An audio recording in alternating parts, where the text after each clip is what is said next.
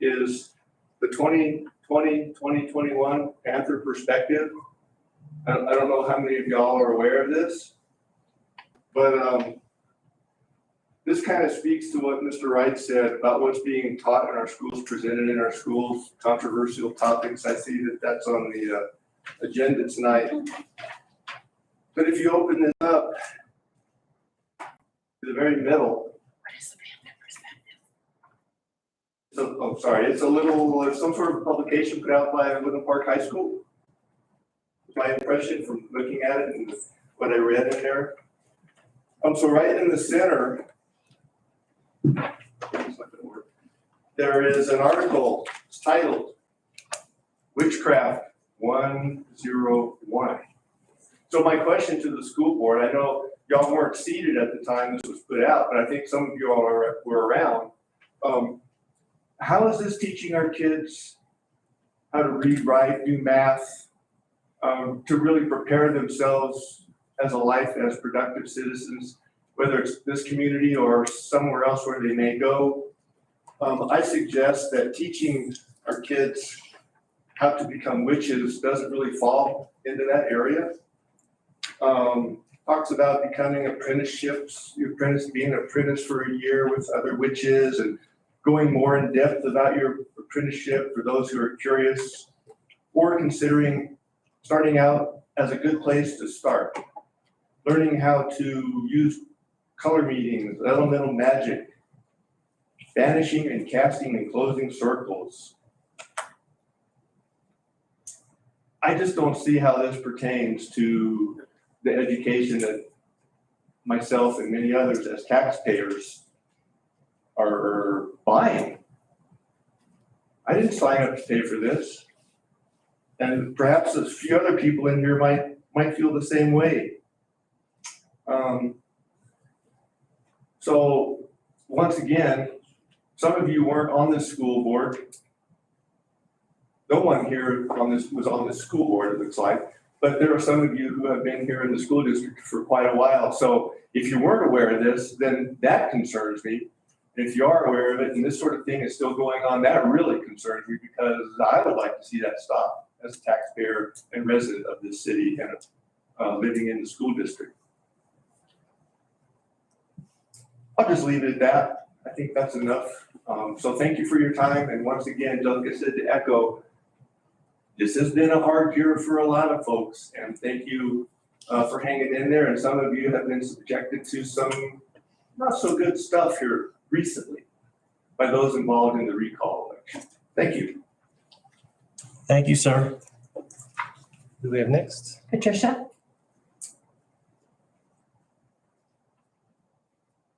Hello. I'm probably actually gonna keep mine a little bit more short and simple as well. So hello, my name is Patricia. We've got a 5-year-old who will be entering kindergarten this fall. We're super excited. We actually just moved to Woodland Park. Instead of teaching kids to see each other as different based on their skin color, kids should be taught that yes, we are all different, but we are unique. We are all necessary. We all have a heart and we all bleed red. We are all different. We are all unique. We are necessary. We all have families and lives that we have worked very hard to build, and we all have a heart and bleed red. Teachers in general should teach facts, not feelings, and keep their private and personal opinions out of classrooms. Growing up, I had wonderful teachers who inspired me to be who I am today. I actually went to a public school in a very large city all my life. And it wasn't until much later in my adult life that I learned about who they were dating, who they were married to, and I never once heard them badmouth a politician or talk about worldly events that we were just not old enough to understand. I have 2 quotes that I want to share from Mahatma Gandhi. An eye for an eye will only make the whole world blind. Second quote. Power is of 2 kinds. One is obtained by the fear of punishment and the other by acts of love. Power based on love is 1,000 times more effective and permanent than the one derived from fear of punishment. This school board is coming from a place of love, and they do want the best for our children.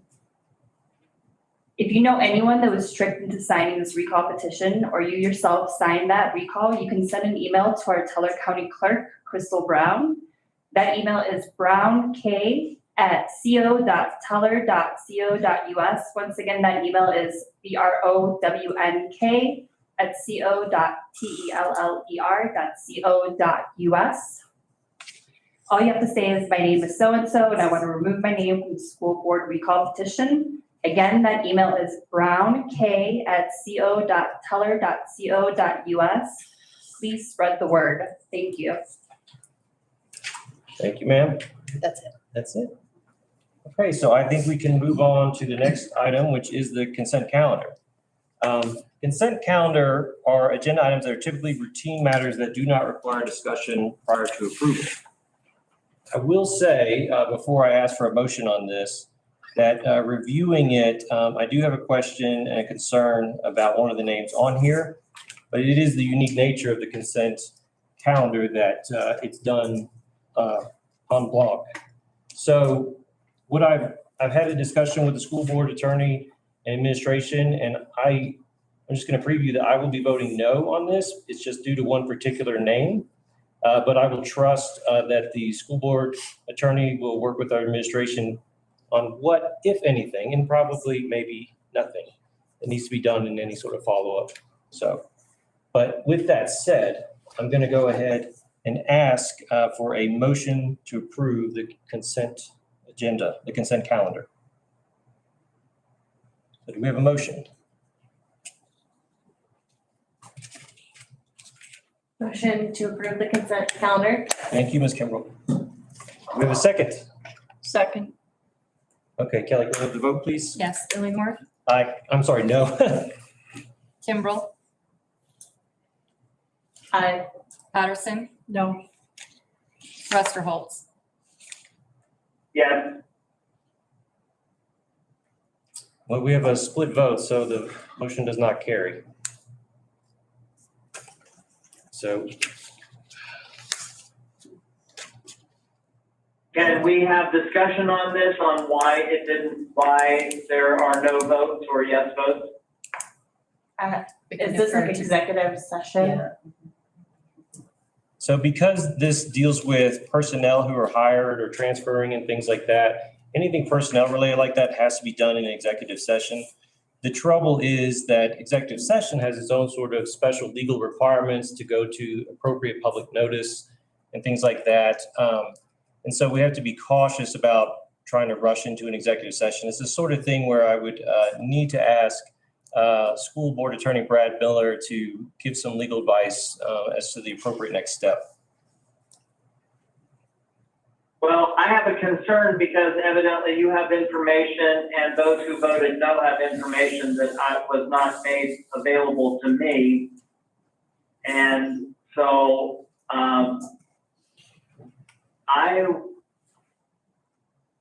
without knowing what you guys know, I feel at quite a disadvantage and,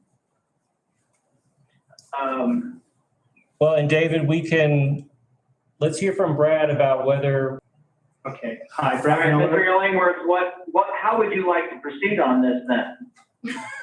I would like to hear Since you from, cannot, well, since you can't say what the issues are, David, this is Brad Miller. Can I interject for just a moment?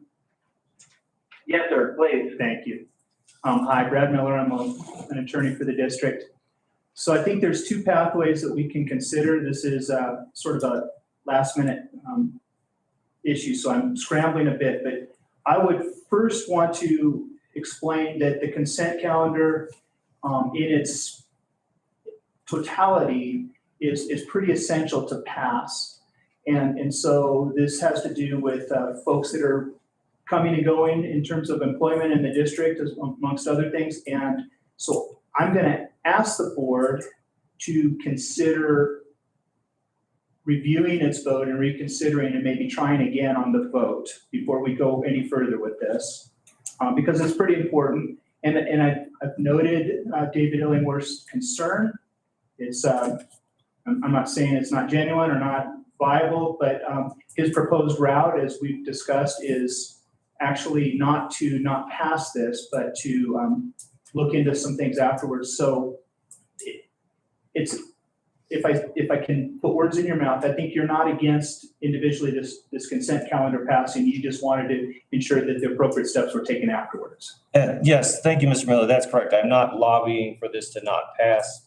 I simply voted no with the statement I made to register my dissent on it, but I would like to see it pass overall, if that's fair to say. Alternatively, in the event that that's not going to happen, you're at a regular board meeting. This is one that's established in your calendar as that one monthly meeting. I'm pretty sure I'm correct about that, correct? So in that case, you do have by law, the open meetings law would permit you to add action items, including an executive session in a meeting like this. That won't violate transparency. It's not optimal. Again, I'm not suggesting that that's the best course, but it is a possible course for you. Okay, thank you. So hearing Mr. Miller on this. Yes, David? Mr. Miller, is it possible to remove? Can you hear me all right? Yes, We sir. can hear you. Is it possible to remove one item from the consent calendar that is the problem that needs to be discussed in executive session and move on? So when it comes to individual personnel, which is potentially what we're talking about here, that's really an awkward thing because then there's exposure of personnel issues. So I'd rather we not. So we cannot just vote to remove letter C from the consent calendar and accept it other than that? Well, that would then, I'm not looking at an agenda, but C presumably is a whole list of employee changes, and so I would say no. So to me, David, I think a reconsideration of the vote is our first step, and then if we don't get through that, then we can talk about moving to add an executive session.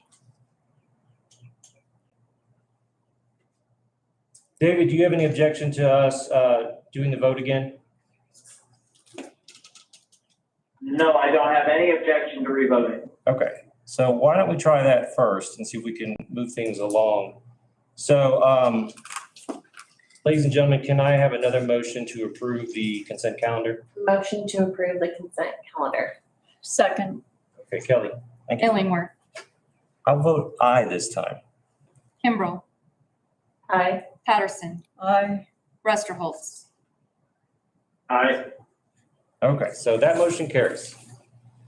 So now we can move on to the information items, and the first one is an update from Nate Owen, the president of the Woodland Park Education Association. Mr. Owen.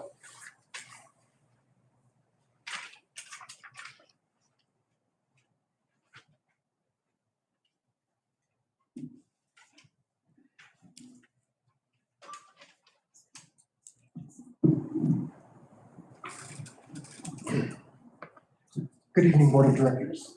Good evening, interim superintendents. Thank you for being here tonight. I just wanted to give you guys a quick update about staff and our adventures over the summer. Maybe it's not quite all the adventures, but just to give you a quick update about how our staff has been. We've been busy this summer. We've been busy with resting and recuperating. We've also spent the time over the summer sharpening our toolbox. We've been sharpening and working on our teaching skills. I know that I personally have participated in several sessions, and I've met with and seen several staff in and out of the buildings working hard, working on their professional development to create a positive and empowering working environment for our students. Our students have been the center of our focus, and they are we're working so that way they can gain skills, so that way they can excel in society.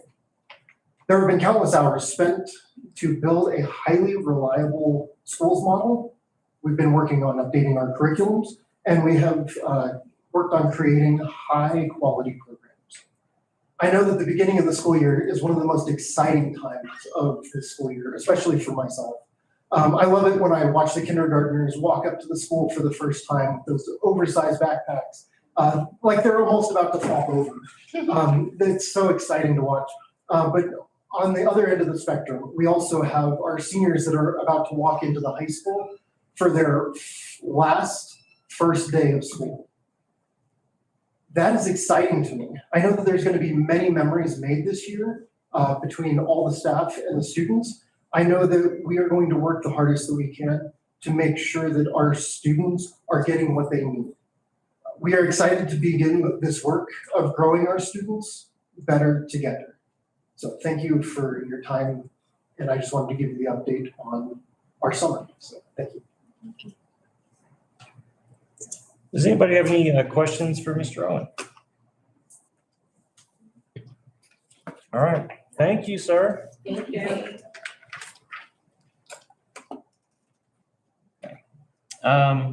So I think we are fine to go on to the next one, which is an update from Dr. Gwen Pekron, the Merit Academy Chief Action Officer. So, Dr. Pekron. Thank you for having me here tonight. It does feel a bit odd to be on this side of the fence when you have a start of school. So, but I will tell you that just as Mr. Owens had mentioned, and I'm sure you will hear throughout the evening, this is a very exciting and yet completely exhausting time of year for educators and education. It is no different for Merit and for our neighbors at WPMS. We have seen all kinds of activity. I live not too far away, and I've heard the bullhorns for the sixth graders going jumpstart. So it's there, it's full blown. So I will give you a little update for Merit as well. We are new, so I'm sure there's a lot of curiosity as to what our summer looks like. And as I mentioned, it's very similar to what the other 5 schools are experiencing. We have moved in, so we completely appreciate the space that we are working in right now. It's a blessing, and the joy that our families and our staff have in that space and just being able to be together is incredible. You can see it when you walk in. We had our registration on Monday, and it was enlightening. It was invigorating. It was energetic, and it gives you goosebumps to see the families coming back and knowing what they have to look forward to. We have an incredible staff, and you have an incredible staff who have made that happen. The facilities team has worked overtime 10 times over. Miles has been, and Tina and Dell have been so gracious with their time in answering our questions and making sure that we are collaborating to make sure that this is a successful start for us all under one umbrella now that we are in a home district, and we love it. So again, a lot of movement, and we're really looking forward to continuing that relationship. We did have registration, as I mentioned, on Monday. We are in the midst of switching over to Infinite Campus, so we don't have everything in place. We can't give you a solid number. We actually have to input every student by hand in their schedule. So hopefully in the next week or so, we'll be able to see what our numbers look like. And when we provide an update to you publicly, we will be able to give you a more substantial effort as to what our enrollment looks like. But Bella and Tina and Miles will be updated as we know, as they come in. Let's see. We have some new things going on, obviously, besides the very obvious 500 East Kelly's Road. We have kindergarten, 1st, 2nd, 3rd, and 9th now in our school. We've hired new staff for all of those positions. Our freshmen are excited. Some of them don't always like being the pioneer, but they like the idea that they get to set new legends, new traditions, fight songs, all of that. So it's really neat to see them come in and look at the schedule and see what opportunities they have. So that leads us to our expanding curriculum and our enhancements. We are offering our concurrent enrollment. We have several freshmen who have qualified, so we will be offering English. It's now 1021, and then math 1034. English is a composition, and we will work on literature as well. And then with our math, it's college algebra. And so that will be this year for the concurrent enrollment focus. And then we also are incorporating percussion, intro to band, aeronautics and aviation courses. We're expanding theater and performing arts. We have our CAP cadets, our Civil Air Patrol, feverishly working over the summer, and many of them have logged in their first couple of hours in flight. And they've flown over the Royal Gorge and they've flown over Colorado Springs, so their pictures have been pretty captivating, except one of our cadets said that whomever it was that was in the plane with him threw up. So, great first drive, right up there. Again, we mentioned early colleges, and we have our Latin teacher on board, so we're able to build our Latin program pretty strongly this year. Our faculty is also engaging in professional development and really honing in on the curriculum that we've chosen, and that's our core knowledge and our Singapore math. Those are our two foundational pieces. Core knowledge is English, science, and history, and math, of course, is Singapore until you hit that, what we call School of Logic, or that middle school age, and then you're getting into your typical algebra, geometry, pre-algebra type of things. And so they have the core knowledge and the Singapore math professional development coming up. So hit the ground running for sure. Thank you, first of all, for offering to us the physical night. Several of us went. I went with my daughter, who's a swimmer, and it was really neat to see the number of students who were there and to just envision the sports programs here in this district expand. And so we were there as well, and it was welcoming and it was nice. So we appreciate that. I'm looking forward to swimming. It will be very different. Somebody told me you need to go to physical night, and I said, why? And they said, because your daughter's a freshman and she'll be swimming. And I said, oh my gosh, that is true. So we showed up. I was probably more nervous than she was, but it's part of the growing pains with your oldest. After school clubs that we are working on, we have 6 or 7 little first graders last year that actually started their own cheer squad, and on recess they made cheers and cheered for every teacher that they could and just made up their own cheers. So this year we have sponsorship, just a coach, and we're going to try to pull that together in a more formed manner, which I think will be pretty darling, but they're actually quite competitive, so who knows where that will go. Could lead here. And chess club, athletics, rugby. We have a 1976 Olympian who was on the shooting team, and he's helping us start our shooting team, and we'll do some competitions, some matches in the springs as well when they're ready to do that. And I think that's it in a nutshell for us. We do have facility updates, but I'm pretty sure Miles is going to cover those. And so I think I blew through that one. Any questions for me? Does anybody have any questions for Dr. Pepperrock? David, do you have any questions? Yes, I do. Mrs. Pepron, can you tell me how has the move-in process gone and the facilities? So I know Miles will talk about the facilities. The teams on WPSD side and for Merit have been working together incessantly, it seems. And so the move has been very seamless for us. It's been it's been a very nice transition. We had our parents come help, and we have pretty much every room outfitted now. And now the teachers look at all their boxes and go, oh my gosh, I have 30 years of stuff to do. And setting up their rooms. Excuse me. And so I think our transition has gone pretty smoothly, and it's been a very positive experience.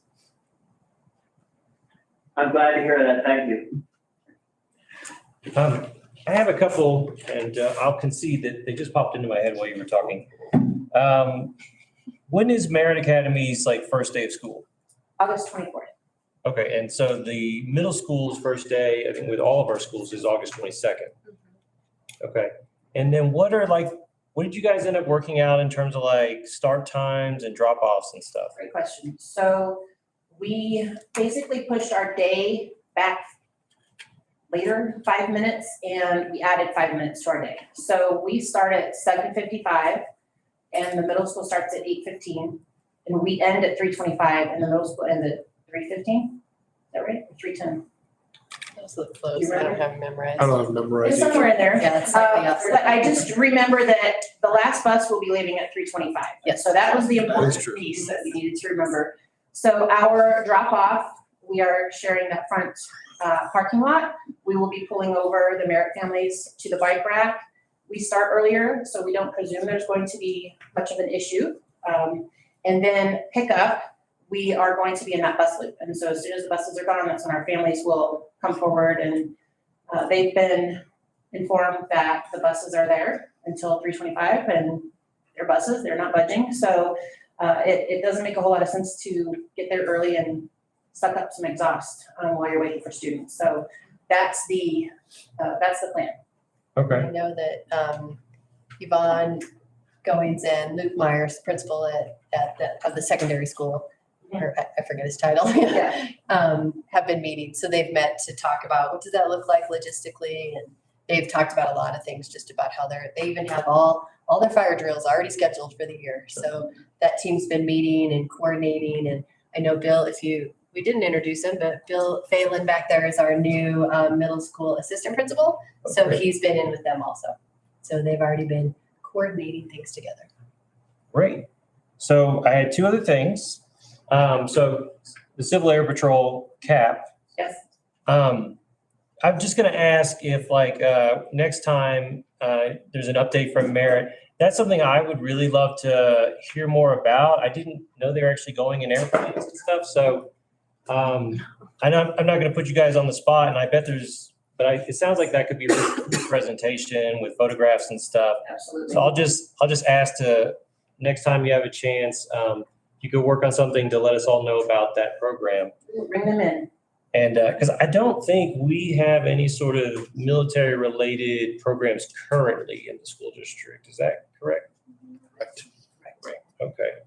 And I know this sounds somewhat military, so. It's like a civilian branch of the Air Force. And they run most of the search and rescue missions in the country. So it is actually very, very cool stuff. Okay, well, as a former Air Force officer, I look forward to hearing more about it. The last thing I had, because I know somebody has asked me about this recently, sports. So is Merit doing its own sports teams? Are the Merit kids on middle school teams or what? Not yet. We are looking. We have rugby, for instance. The district doesn't have rugby. We have a lot of kids who are interested in rugby. My daughter is going to swim. She's going to swim at the high school on their team. And I talked to Mr. Cosner the other day regarding swimming, and the joint concept is that sports are a bubble, and it's a great way to welcome the entire community together. And so there's that need for collaboration and that need for my neighbor kid and your neighbor kid to get together and play football together because they've always done it. And so that's the ultimate conversation right now is working on that. And as we grow and we see what the needs are for the district and the needs are for Merit, those discussions will always be in place. What's the best thing for the community? As always, we had middle school kids last year that played on from Merit that played on the middle school team. Right. So that is open, and now that there are ninth graders, they're invited to participate on any of the Woodland Park sports teams. I know that was one of the topics that Yvonne and Luke talked about too, was how to publish the middle school sports and how to run eligibility, and even like an early release that the kids would get out 5 minutes earlier so they could walk over to the locker room and be there for sports practice. So they've already been coordinating with the fall sports. Okay, any other questions based on that? Are you good, David? All right, hearing no objection. Good, thank you. Thank you, Glenn, for your Okay, update from thank Merit. you. Thanks, Glenn. So next we have a summer facilities projects update by Executive Director of Technology and Operations, Miles Tuttle.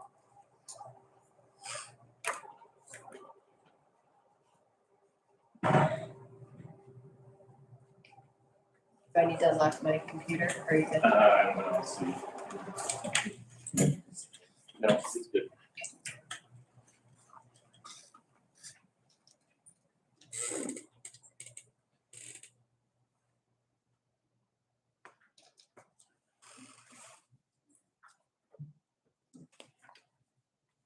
Prepare to be dazzled with fun transitions, things like that. This is, the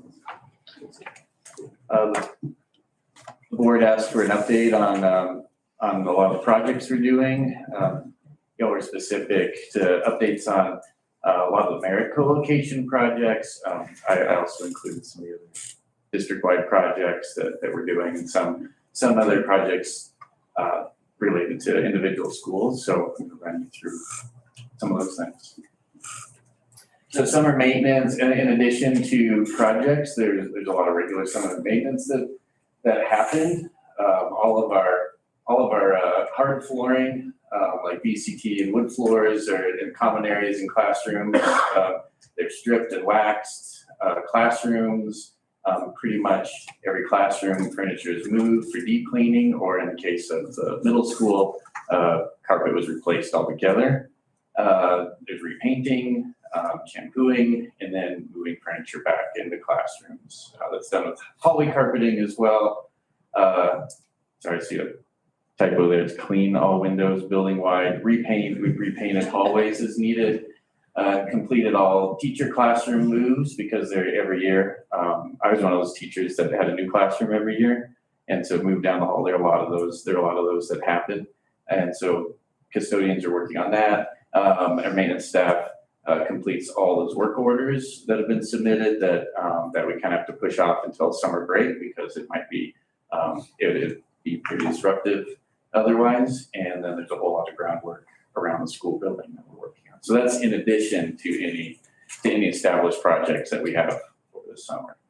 We also have a lot of grounds maintenance to do. A lot of that's covered by snow for half the year. And so once it's warm and this summer with all the rain, it actually means there's a whole lot more grounds maintenance to be done, a whole lot more mowing, taking care of weeds, seeding, fertilizing, replacing turf so that we're ready for fall sports.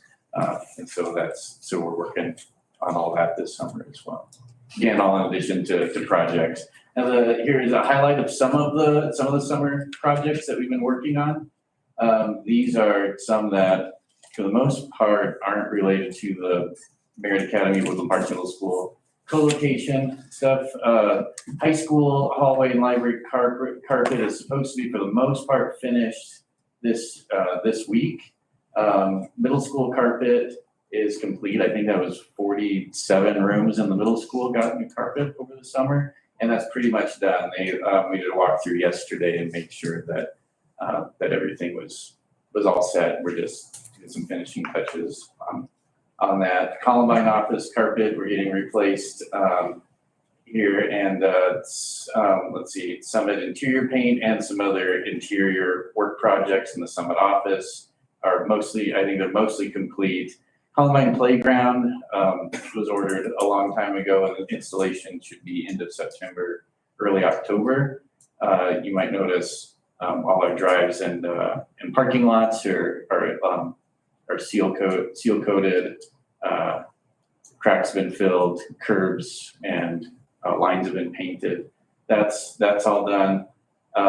Middle school band room, the big project hanging out that needs to be finished for that is cabinetry. So we have to custom order cabinetry, and that's in production right now. And so we're looking at the end of next month to have that installed. LED sign to Gateway, Summit, and Columbine. The Gateway and Columbine ones are installed and should be powered on.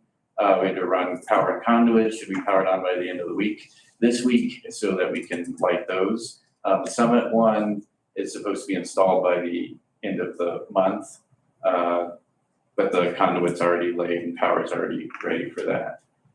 Middle school got a nice new commons floor as well. And that's complete. So if you make your way to the middle school, you're gonna see a whole lot of new flooring everywhere. That's on the Woodland Park Middle School part of the building, and all of the Merit Academy classrooms got new carpet as well. Then there's this whole other world of co-location projects for the middle school and Merit Academy. Crash doors will be framed before the start of school. Should have some temporary doors for those crash doors. There are 2 hallways that have crash doors. Temporary doors there, that'll be up to fire code. Our framer is working with our door installer to make sure that all works. So that should be all set. The computer lab / STEAM lab relocation project is a big one. Walls are up, glass should be up at the end of this week. There's a whole lot that has to go in as far as running electrical work. And so that's in progress right now as well. We might start the year with it being sort of we have some temporary tables because again, the ones that we need are in production and are still a number of weeks out. So it might be a Chromebook lab for a little while, and then we'll get desktop computers reinstalled there. Short and long-term furniture storage is something that we're having to deal with consolidating some rooms in the middle school, but also allowing Merit Academy access to any unused furniture. So right now, Merit Academy is being gracious in allowing some furniture storage in the auxiliary gym, and they're able to go through that furniture right now. It's a lot of desks, and find what they need. Anything that's left over, the plan is to store that temporarily offsite, and then move on with auctioning some of it off that we know won't be used. We've had to take one school PA system and segment it out to two separate systems. It's a pretty involved process. It's a lot of crawling up in the ceiling and running new cable and things like that. It's not a matter of just installing a few new boxes and switches. They've worked on that last week for the most part to have that finished. In Woodland Park Middle School, some of our special education programs, our AN room, our effective needs room, needed some specialized spaces that involve framing and doors and things like that. That's complete. Same with the SSN room.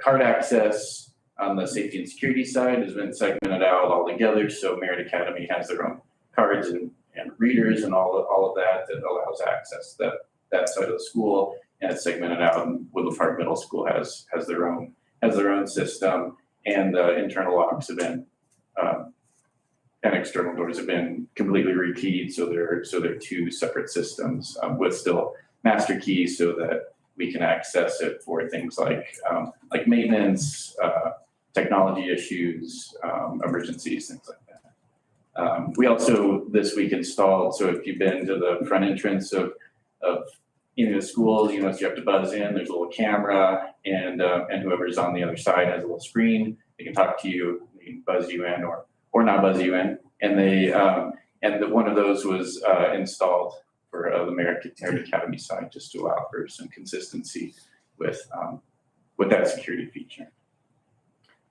We're not done. It's more. Construction for the Woodland Park Middle School relocated their staff lounge. There was a lot that had to go into that. That was one thing that looked like one simple project, and then there were a lot of projects stacked onto it. We had to move one of those tech closets that holds a lot of our cabling, a lot of our network cabling. We had to relocate that, put another little room in, things like that. That's done. We've relocated our recycling program. That's complete. We're consolidating PE classes into one gym, and so we have a retractable gym curtain that will be installed. It's one of those motorized ones that will split the gym into two spaces. That'll be installed by the 18th. Same with gym fixtures, moved into the Woodland Park Middle School gym. It's the same contractor to do that because they're licensed for all those sorts of things. We're in the process of signage on the Merit Academy side with their entrances. They've submitted proofs for what they would like for entrances. And then we're working on signage on the middle school side as well to make sure that entrances are clear. And if somebody comes to the wrong entrance, they're kindly directed to the correct entrance. Because nobody knows the difference between 600 East Kelly's Road and 500 East Kelly's Road, and to walk up to the building. So there have been some permanent walls built, framed, drywalled, painted. Those are all done for both schools. We're, this one actually might be finished now for the most part, relocating some cameras that were installed specifically for our AN and SSN rooms. And all classroom furniture and equipment moves for the middle school are pretty much complete. So this isn't an exhaustive list of the projects. These are the biggies, and we expect some to come up again once school starts too. There'll be some things that we didn't know we needed to do until we knew we needed to do them. So. Moving forward with projects, we're still continuing our STEAM build out at the middle school and rolling some things down to the elementary school and with some elementary robotics that we're building in. Still moving ahead with site and facility improvements district-wide. So we'll soon begin calendaring some of those, some over breaks, and back getting some on the calendar for next summer. And with that, we have our long-term repair and upgrade prioritizations that we put together looking 10 years out as far as site improvements. Just a taste of some of those priorities that we have coming up. We have concrete work and more carpet. It's a lot of deferred maintenance that we've been doing with new curb and gutter stuff. We have a whole lot of just site and building things that we'd like to work on. Some softball field improvements for the high school and middle school, and then looking at some continuing to bolster our fleet vehicles. Last year we got 2 minibuses, and we're looking at adding additional vehicles as we retire some of our vehicles that some of them have 300,000 plus miles on them. And then some HVAC work that we're doing on with water heaters and HVAC controls as we try and put those all on one system. And then fencing, not just at the middle school, but there've been a lot of deferred maintenance projects that we're going to be working on for the next year. Questions? Does anybody have any questions for Mr. Tuttle? Yes, I do.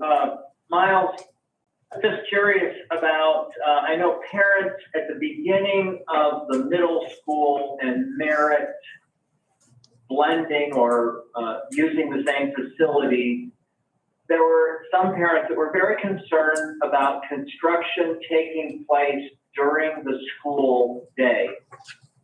Would you be able to address that for me, please? Yeah, at this point, most of the major construction projects that involve like framing and drywalling and things like that are done. The only one that's kind of outstanding are those fire doors that separate the 2 schools. And so any sort of construction that'll happen on for that after the 22nd of this month, we'll make sure it doesn't impact school. So that would be making sure that it's happening during times that aren't impactful. So it might be late afternoons and evenings, weekends, things like that. So, and with all of our contractors that come in, I mean, they enter the building just like anybody else would, going through our security vestibule and checking in with front office staff. They do an ID check with the Raptor system as well, and we only use contractors that we vetted as well. So even anybody that might be there during the day, and that happens every year. We might have an HVAC contractor that has to come during the day to work on something. We make sure that anybody entering the building is cleared to do so. So there will be some projects that'll be happening during the school year, but we'll be certain that they don't impact learning at Woodland Park Middle School or Merit Academy. Okay, I have a couple other questions I wanted to ask you. Is the middle school, is it ready for our kids? Is it going to be the same great place to learn? Are they going to have their classes and everything is ready? I just want, if you would, speak to the parents to address concerns about that, if you would, please, because there are people online, there are people who are going to be listening. So if you could address parents for that, please. Yeah, so that question kind of speaks to it's kind of a bigger question that encompasses some of the things that Gwen mentioned a little while ago. There's the logistics side to the school, to school starting, and all those things are well underway and in place. And it doesn't mean that there won't be things that we'll need to adapt to and change once students are actually in the building and classes are in session. So the status on that is that we're well prepared. Building leaders on both schools have worked really well to make sure that school starts well, that students are ready to learn, and teachers are in a good place to teach well. You could say on the facilities side of things, I think we're in a good place as well. I mentioned some of those projects that are still in progress. It looks like most of those will be finished before the start of school. The ones that won't be will not impact either school's ability to have students come in ready to learn, and then students and teachers ready to teach. I think we're in a very good place as far as most projects wrapping up where they need to be. The big one that's kind of hanging out there is that STEAM room and computer lab that's attached. That's just a really big project, and it's a new program as well. So regardless of whether there was this co-location happening, if we were working on that, we might be behind schedule just as we are now with because of some materials and fabrication issues as far as like supply chain things go. But as far as the buildings being ready, I think they'll be quite ready by the time students walk in. Okay, thank you for that. Another question that I have, and you need to use your discretion on how to answer this, because we all know that security is so vital in schools these days. Could you address and just concern parents about, since we've brought in another school, we've done all of this construction, we have the Raptor system in place, which is a fabulous system that I'm so glad that we have that at our schools. Can you address in an appropriate way that doesn't disclose things that shouldn't be, the current status of our security at the schools?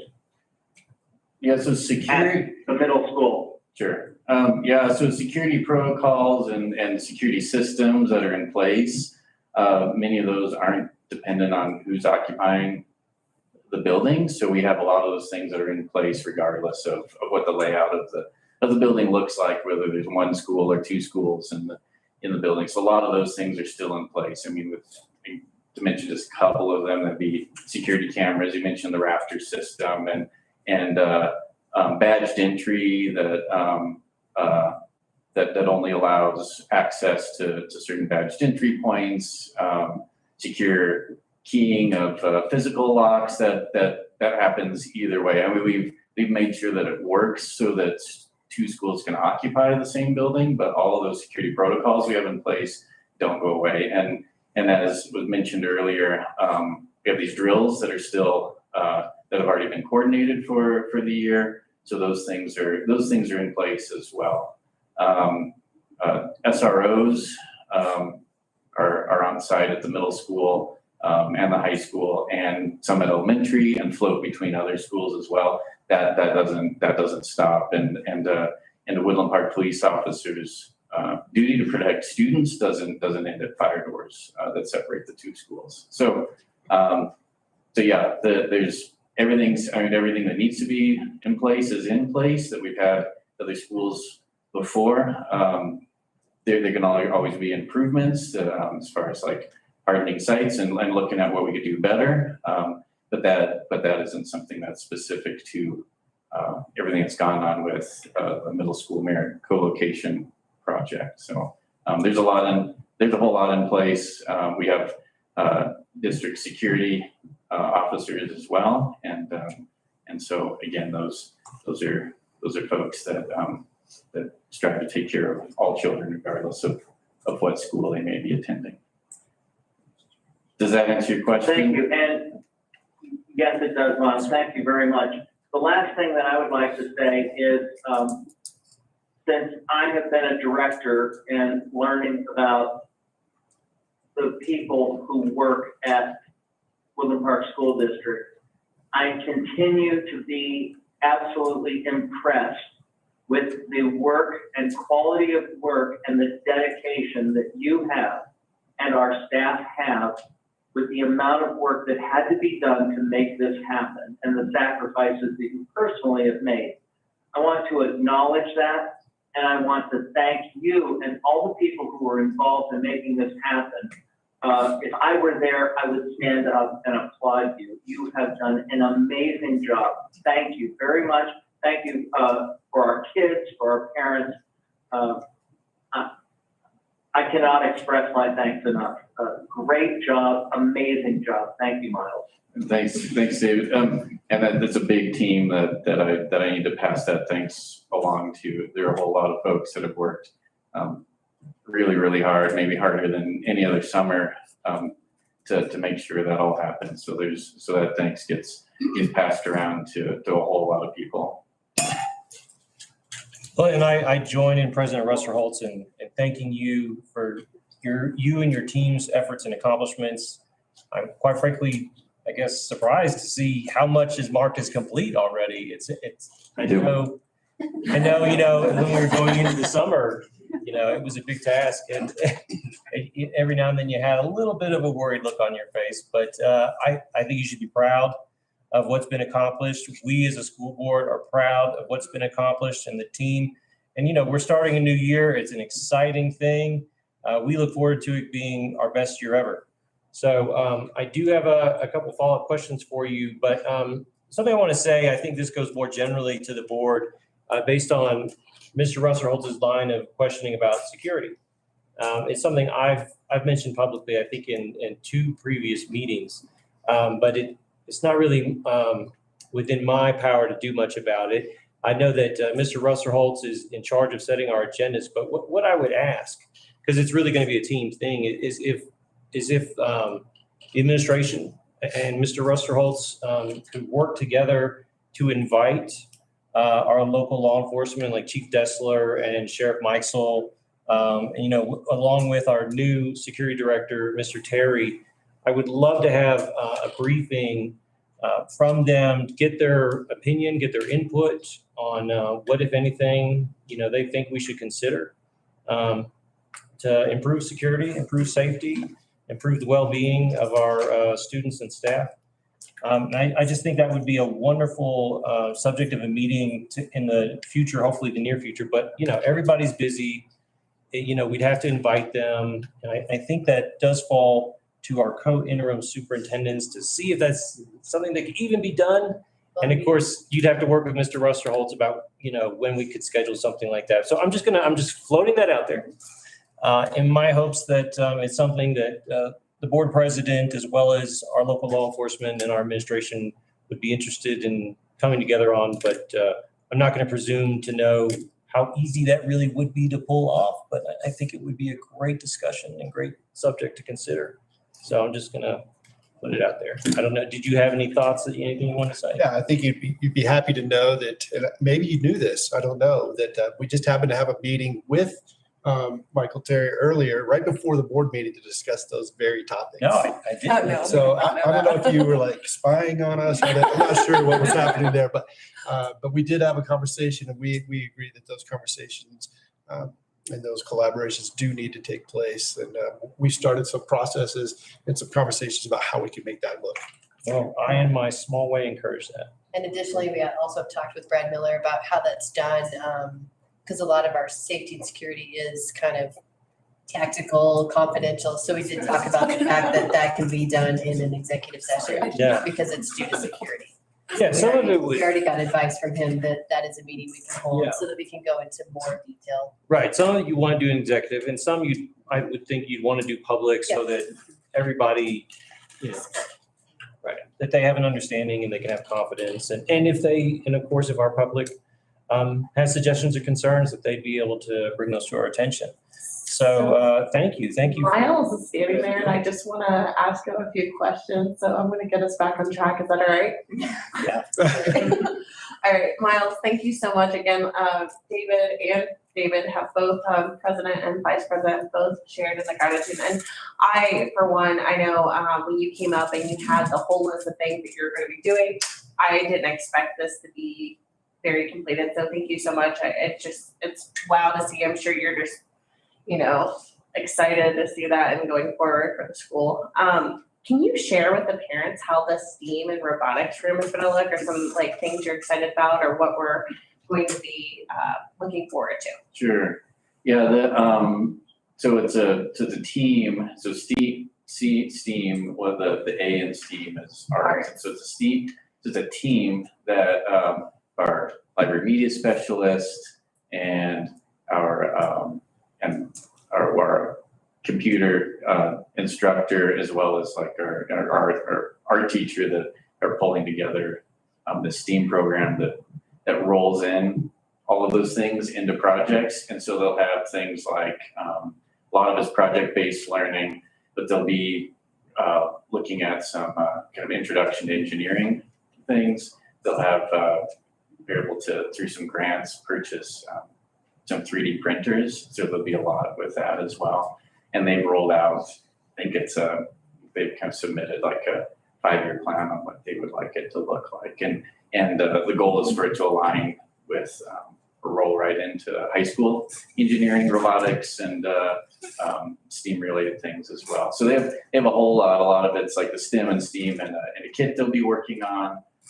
They'll be looking at programming. They'll be looking at, like I said, some engineering concepts as well. But the way STEAM works is it's when it's done well, it's integrated with content area stuff too. So they'll be pulling in as much grade level content as they can. So we'll kind of have a lab section that's attached to our STEAM lab as well. That's a much more like flexible space. So tables that can be moved around. Students be working on projects maybe related to robotics or 3D printing or some other engineering skill. And that room is actually attached to the art room as well. So it'll be a pretty fluid movement between all of those. The STEAM lab will also have the Panther News Network in there as well. This new STEAM lab has a green room so they can work on that. Yearbook will be part of that space. The STEAM lab and the computer lab space. There's a lot of shared space for a whole lot of projects as they kind of build all that stuff out. So. Well, no, thank you so much. That sounds exciting. I know 3D printers are fun for the staff and the students. So, and also the band room. So we are going to be able to teach starting school in the band room. Yes, but there won't be cabinets. So yeah, so okay. So in the meantime, we've gotten carpet. We finally got ceiling tiles and acoustic treatments. Those are some of the big things that we were waiting on.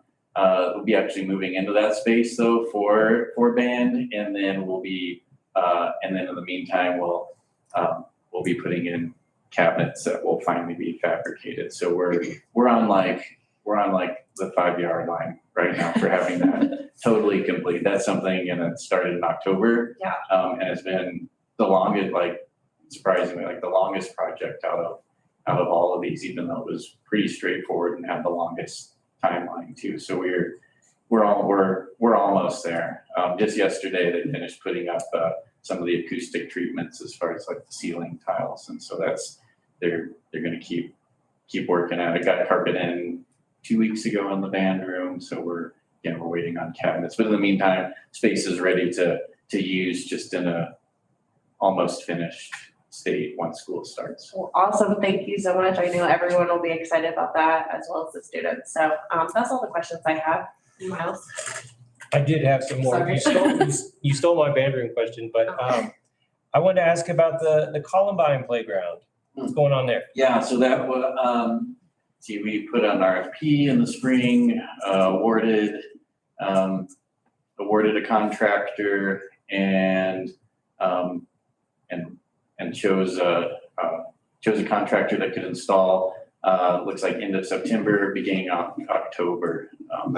That was by far the shortest timeline as well. We're looking at February or March for that. That's still on track for now. So that's something that will be installed while school is in session, but of course will be done so that it doesn't impact school operations. But that's just, that's no real changes on that. I think last I spoke, we were looking at September, October, and we're still on that timeline. So right now they're fabricating equipment. As soon as it's delivered, the contractor's ready to install it. So is the old playground still there that the kids can use? It's there, so it's still there, so it'll stay there until the new equipment is ready, and so it's all one process. They demo the old equipment, put in new equipment, make sure the fill is all good as far as like wood or rubber chips. Install it all, it's all certified, and then it's all kind of one big project. They do it all at once. Any idea how long the kids wouldn't be able to use the playground? No, I mean, it'd be measured in days. I'm not sure what their actual timetable is. But from what I understand, it's a pretty quick process. This is a process that's new to me. I haven't gone through the demo and construction of it's a pretty good sized playground as well, as far as like number of equipment pieces and things like that. But it's but these contractors, this is what they do. They do like start to finish, demo to new install. So it should be just a number of days. Awesome. Thank you, Miles. Thank you so much. Does anybody else have any other questions before we release Miles? Miles, I can't say thank you enough, and everyone else has voiced their appreciation, but I would like to steal Ruster Holt's thunder and give you an applause.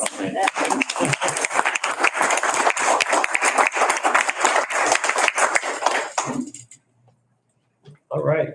Thank you, sir. So next on the agenda is the 2022 to 23 Woodland Park High School courses presentation by Curriculum and Assessment Supervisor, Ms. Karen Hamlow.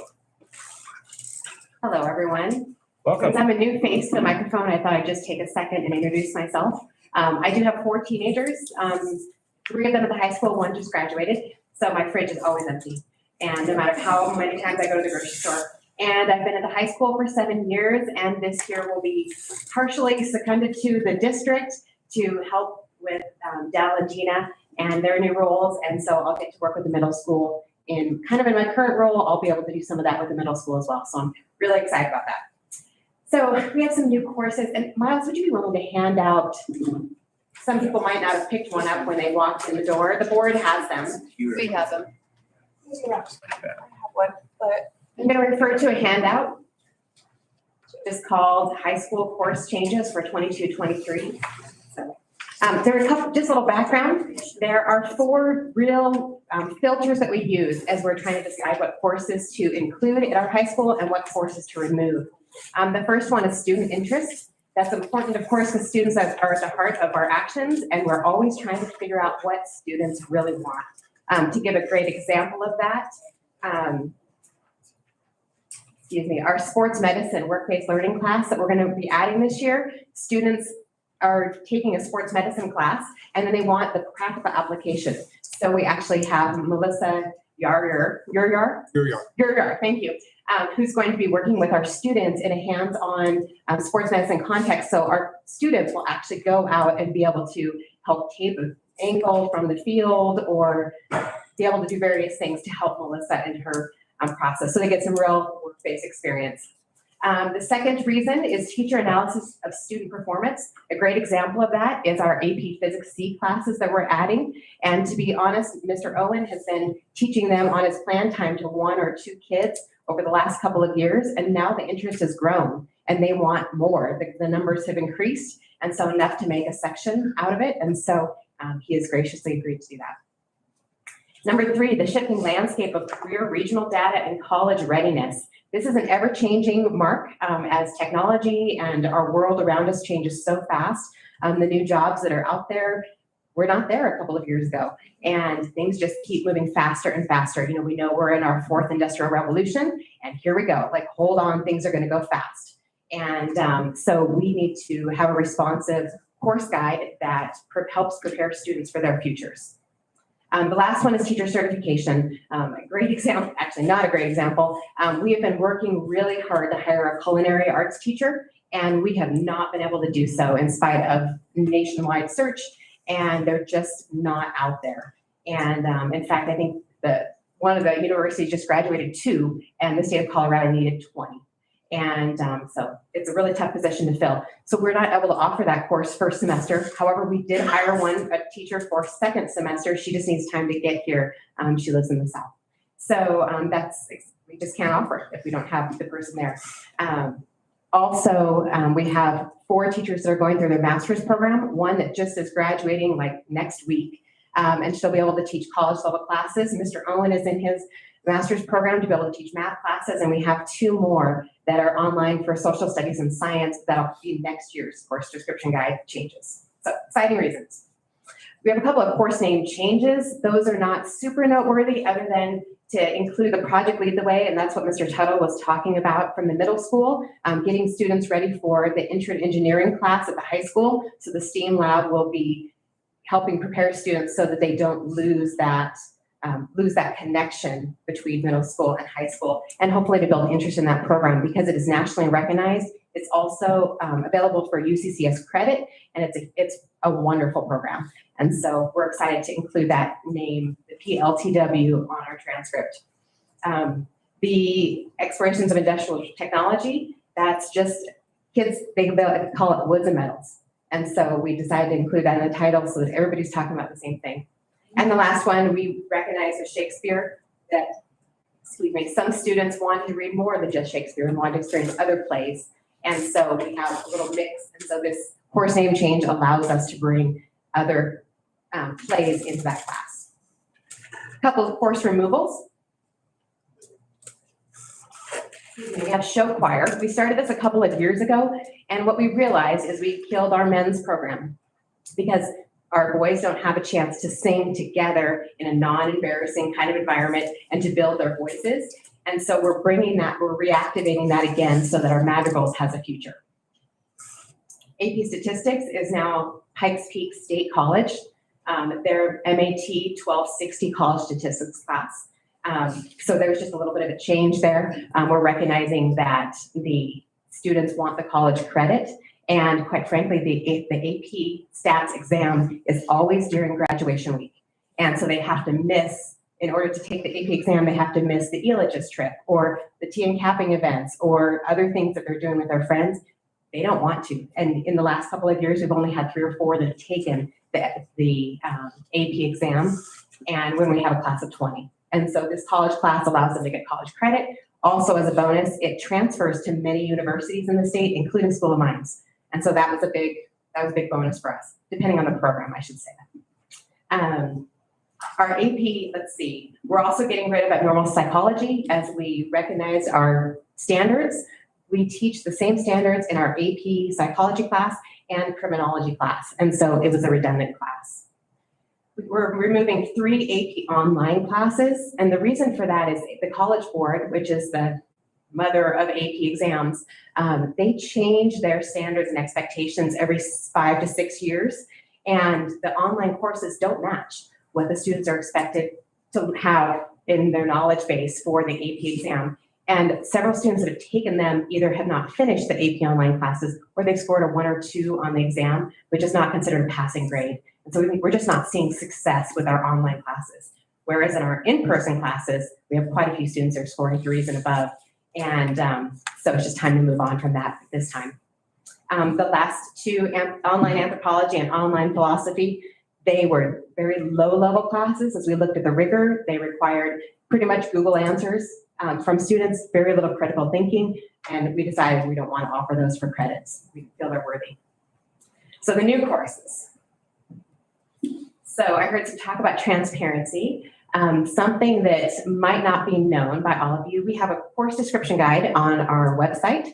This has been here for many years, and it lists all of the courses that we offer. It's 160 pages, so I did not print that thing out today. And I will also say it is ever changing. As we add new courses, take things away, we recognize a different standard needs to come in, a different policy, we are updating. We work with UCCS, Pikes Peak State College, the College Board classes, Metro State University. And so they all change their policies and requirements every year. And we, of course, have to adjust to what they want.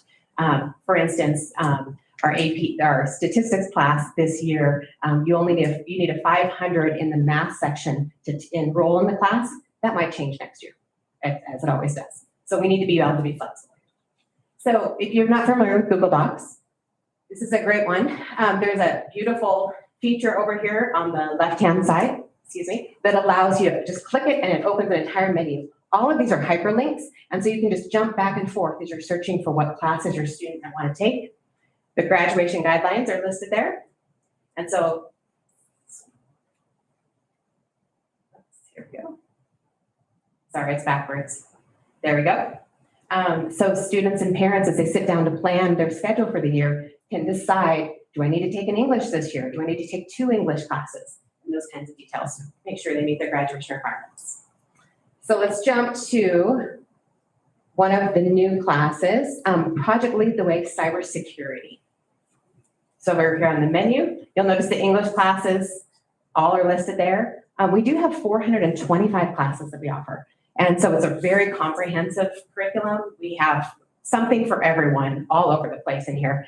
140 of those are online classes.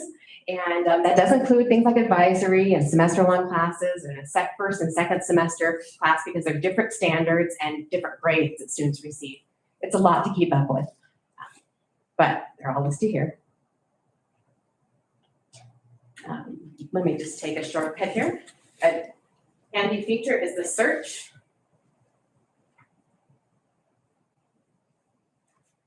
So it jumps to the table of contents. Project Lead the Way Cybersecurity. It's a brand new class.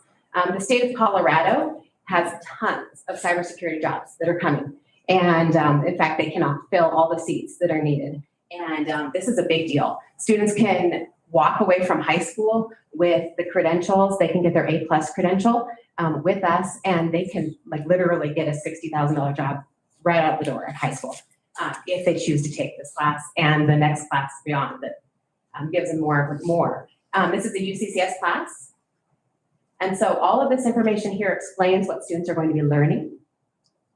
And then it clicks that you'll even have hyperlinks in there that will click out to the website that shows you the detailed descriptions from Project Lead the Way specific. Feel free to jump in if you have a question about a specific class. I'm not going to go through all of them because we'll be here a really long time. But I do want to highlight a couple kind of new and exciting ones for you. Hey, Karen, can you go back up and highlight what is listed on every class has the same format? Yes. Can you walk through those, those pieces of the course? Thank you. Yep. So the grade level, this is what students can take. Now we do sometimes allow a 9th grader, for instance, to take this class if he comes in with prior knowledge, but that's a special circumstance. But for the most part, it's only for sophomores through seniors. They get 0.5 credits per semester. It's a year-long course, and it counts as a technical art credit. And so this is that planner that parents can figure out exactly what classes they want for their student to take. There's prerequisites in there. In this case, we really need them to have integrated Math 1 to be able to function well in the class. They do not need teacher approval, and there are no fees. However, if they want to transcript with UCCS, it's $102, and this is a dual enrollment class. Lots of technical little terms there, but this is a choice. I will say my son did not take the cybersecurity class, but he took the other 2 Project Lead the Way classes and already, has 7 credits from UCCS just from those 2. And it's a pretty sweet deal. Okay. Down here, NCAA, this is for our athletes specifically, if they are going to certain schools that require the when they look at their transcript, if they transfer to colleges, colleges will actually look at their transcript and decide if the classes are rigorous enough. And so we go through a clearinghouse. We submit all of our syllabus materials to them, and they approve us or not, or ask us for more information. So sometimes we even have to get down to the detailed granular level and submit lesson plans, essentially. So that's important for athletes. And then if it's repeatable or not. Okay. Thank you for reminding me of that. Financial literacy. It's a new class this year. Those of you familiar with, it's the Dave Ramsey full Foundations of Personal Finance for our students. And this is an example of us making lemonade out of lemons. We could not hire a culinary teacher, and so we were able to hire a social studies teacher, and she's able to teach this financial literacy class. And so those students that are not enrolled in culinary first semester have the option of going into financial literacy. Oops. Oh, I've got a lot of financial, excuse me. Definitely a hot topic here. There it is. So it's just a semester-long class. Those of you familiar with Dave Ramsey, this is his full course. We counted it as an elective credit because it's really conceptual.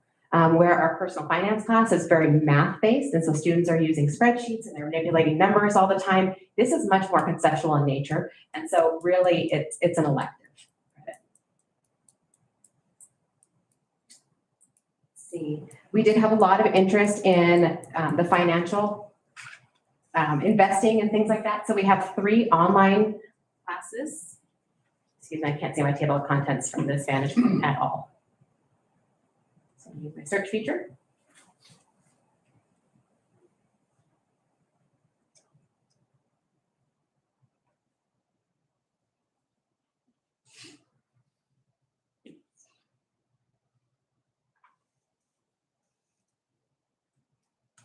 Oops. Ever changing. That's the way it works. So we have 3 online establishing financial literacy classes. And so these are different from the financial literacy class. Excuse me, I use the same word there. Establishing financial independence, online building and protecting personal wealth, and online consumer in the world of finance. These get pretty high level math-wise. Mr. Owens over there nodding his head. Yes, we did count them as math credits. Because, and we said integrated math 2 or concurrently enrolled if you're a strong math student, because you're going to work out your math skills in a real world kind of way, dealing with personal finances. So we're excited to offer this. We'll see how it goes with our students and if they enjoy it. Again, going back to student interest, point number 1 there, we don't know until we try, but the courses look amazing. So we're very excited about them. If you go back up just a little bit, we've got a AAA. This is a class with Pikes Peak State College. And for those of you that Pikes Peak Community College is working on moving to Pikes Peak State College, they've renumbered their entire system and said, just jump on board. And so that's what we have done. Oops. Yes. So this is a new class as well to us. And so any grade can take it, but it is a higher level.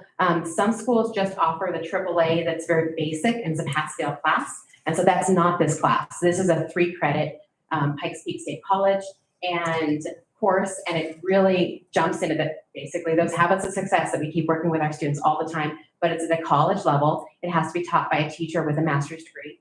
And so that's a new class we're excited to get going this year. If there are any questions about the new courses that you want to see? David, let's start with you. Do you have any questions? Well, I do.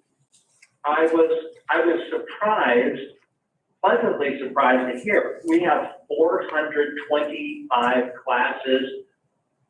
Are those online offerings, or is that the total number of classes that we have? Can you explain that? I must have missed something. 425 is the number of classes that we are actively tracking on with standards and grades and courses. I'm sorry, yes. And 140 of those are online. That's amazing. And can you tell how many students, what percentage of our students do you know take advantage of the online classes rather than, or is it in place of teacher-taught classes inside of our schools? We have both. Can you explain that for me? Absolutely. So some of our classes, like biology, for instance, is taught online and it's taught in person. We have gone through all of our online courses and aligned them to our standards. And so we've removed lessons because Edgenuity is the provider that we use. It's like a textbook.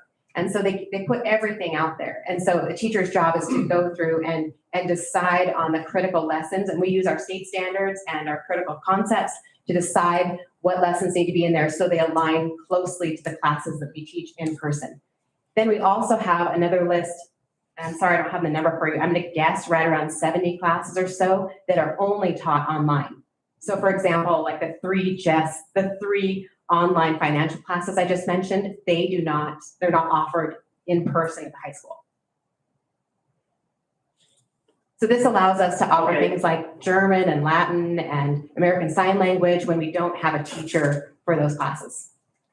How many kids do you think, if by senior year, would you guess that 90% of the kids have taken at least one fully online class? That's probably It's a accurate. combination of, like a kid will fill their schedule like, I'm gonna go to a few classes here, then I'll be in the blended learning room for German, and then I'm gonna go to madrigals, and then I'm gonna go. So it's a combination of all of those things. Absolutely. And it's really important that the students experience a full online experience because many college classes, even if you go to UCCS or CU or whatever, you're going to take a couple of online only classes and students just have to learn how to function in that environment. And even in the workforce, many of the modules are done. Like if you go work at Panera Bread or Starbucks, all of these companies have online modules that a employee needs to work through for a length of time before he's able to have a job. And so really learning that environment is so important. And David, you asked about the number of seats. Last year, we had 600 seats taken up. And some students take 3 classes, some only take 1, some take all 8. And so 600 was our number from last year. That's amazing. It truly is amazing that we offer that. The longer I have worked with the school, like I said before, I am impressed. Thank you. Karen, I do have another question. Tell me about what we have currently, like for a when I was in high school, you called it the vocational school, Yes. where I know that we have a fabulous welding program. Can you tell me about any of the hands-on trades, like Colorado Home Builders Association type things like that? What do we have for those kids that want to go into one of the trades? Sure. We have 5 different CTE pathways, and they are listed in the handbook here. I'm trying to view them from this vantage point here. Career and technical education section. And if there's a link to the career pathways, so if you jump out to this, these are state-approved certification. And so digital media is one, hospitality and food production, welding technology, cybersecurity, and design arts and printing technology. You scroll down further in the document, you'll see the classes that you actually need to take to proceed in the pathway. All of these lead to certifications of some kind or another that are recognized by the industry. Thank you very much, Karen. I'm glad that you oversee that. I know you're doing a great job, and thank you. That's all I have for questions. Does anybody else have questions? No, I went through it last night and yesterday and just, looked at all the work you guys have been doing and putting into it. But I really do appreciate you highlighting the new courses, and I'm excited to hear about those. Thank you. We do have more information coming soon for this fall, and that's that request for more transparency. Our syllabi will be linked in these different classes that we're offering. I do also want to note that not every class runs every year, and that sometimes is a sticking point for parents. But things like English literature and English language, we alternate every other year. Same with AP Physics 1 and AP Physics 2. That way you have a class of 20 as opposed to a class of 8 to 10 students. So that's really important. I did have a couple questions. So what is y'all's timeline going into a school year where you're like, okay, we have to decide which courses we're going to be offering, which are the new ones, which ones are being taken off? December. We have to have our plan going by December. And then January is where we really work on this course description guide and flesh the things out. And yes, it's a big process. We need students to. Have you guys been sitting on this since January? Yeah. Okay. And then I'm excited to hear about the syllabi being posted. Is there anything that we have online that allows our parents or our students to, when they're figuring out which courses they want to take and I guess which ones they have to take, does it say like who teaches the course? That will be coming in the syllabus. Oh, And so you'll get some information there, but that's also a changing mark. I mean, just yesterday, we had 3 schedule Sure. changes that happened, like it was AP Literature, for instance. We had 42 students sign up. We need to make 2 sections of it. So we had to close down a class, details, but some of those details do change okay. last minute. So. Oh, I did want to ask you on this one, there's a class at the very bottom here that's being piloted in the Panther Academy. Yes. Can you tell me about that one? Absolutely. If you're not familiar with Panther Academy, it's for some exceptional students that just have not functioned well in the high school. Many times they've been suspended. They're struggling they don't finish their work. They're not coming to school. They need a different environment to learn in. And actually Panther Academy is right behind these walls, basically. And so we have around 20 students or so. Their day is a little different. They're usually here 9 to 2. It's much more structured. And so one of the reasons many students are there is sometimes they lack some of those social emotional pieces, like how to deal with a conflict and respond appropriately. And so it might be a student that escalates really fast. If you say a word, he just gets really upset in the general environment. And we need to teach these skills because the students don't have them. And so a lot of it is just how to deregulate or how to regulate yourself when you get dysregulated, how to calm down, how to manage your stress and anxiety, and how to work with another person to resolve a conflict. Things like, what is alcoholism? Drug use? How are you caring for your body? Are you getting enough sleep? Sometimes students, many of us have teenagers, and if you don't put in limits on their cell phone, they will be with it all night long. And sometimes there's skills that we need to teach students in order to be able to be functioning members of society. Because our hope is that they would graduate from the high school and be able to go on and have into functioning lives and not end up in a place that they have a lot less choices. What grades are at the Panther Academy? Middle school and high school, typically mostly high school. And then I guess one of my questions about the online courses is who teaches those? So the online courses are facilitated by our teachers, but really the design of them is that the student is learning from videos and resources in the online Edgenuity program. And so the teacher acts much more like a coach and sets tests and proctors exams and talks with students about what they're learning, but the learning is done online. It's very different from the platforms like Google Classroom and Summit Learning Platform that we use in class, because those have to have a teacher and the teacher's giving instruction the entire time. Well, I mean, where do we get the online classes from then? Is it one vendor? Well, at the high school, it's one vendor called Edgenuity. Okay. And And so, it's nationally, it's used all over the country. It's been vetted by all the states and linked to different state standards and all that. and is that like a yearly contract or multi-year contract? How's that work? I think right now we're in a multi-year. We're multi-year. contract. Yeah, Okay. because readopting that is quite a process. And what the high school actually has done is we adopted Edgenuity because it had some flexibility of tailoring content. So if we find that there's content that doesn't align with, like Karen said, we've aligned what's happening in our school with what's happening on the online. So if that content doesn't align, we're able with Edgenuity to take it out.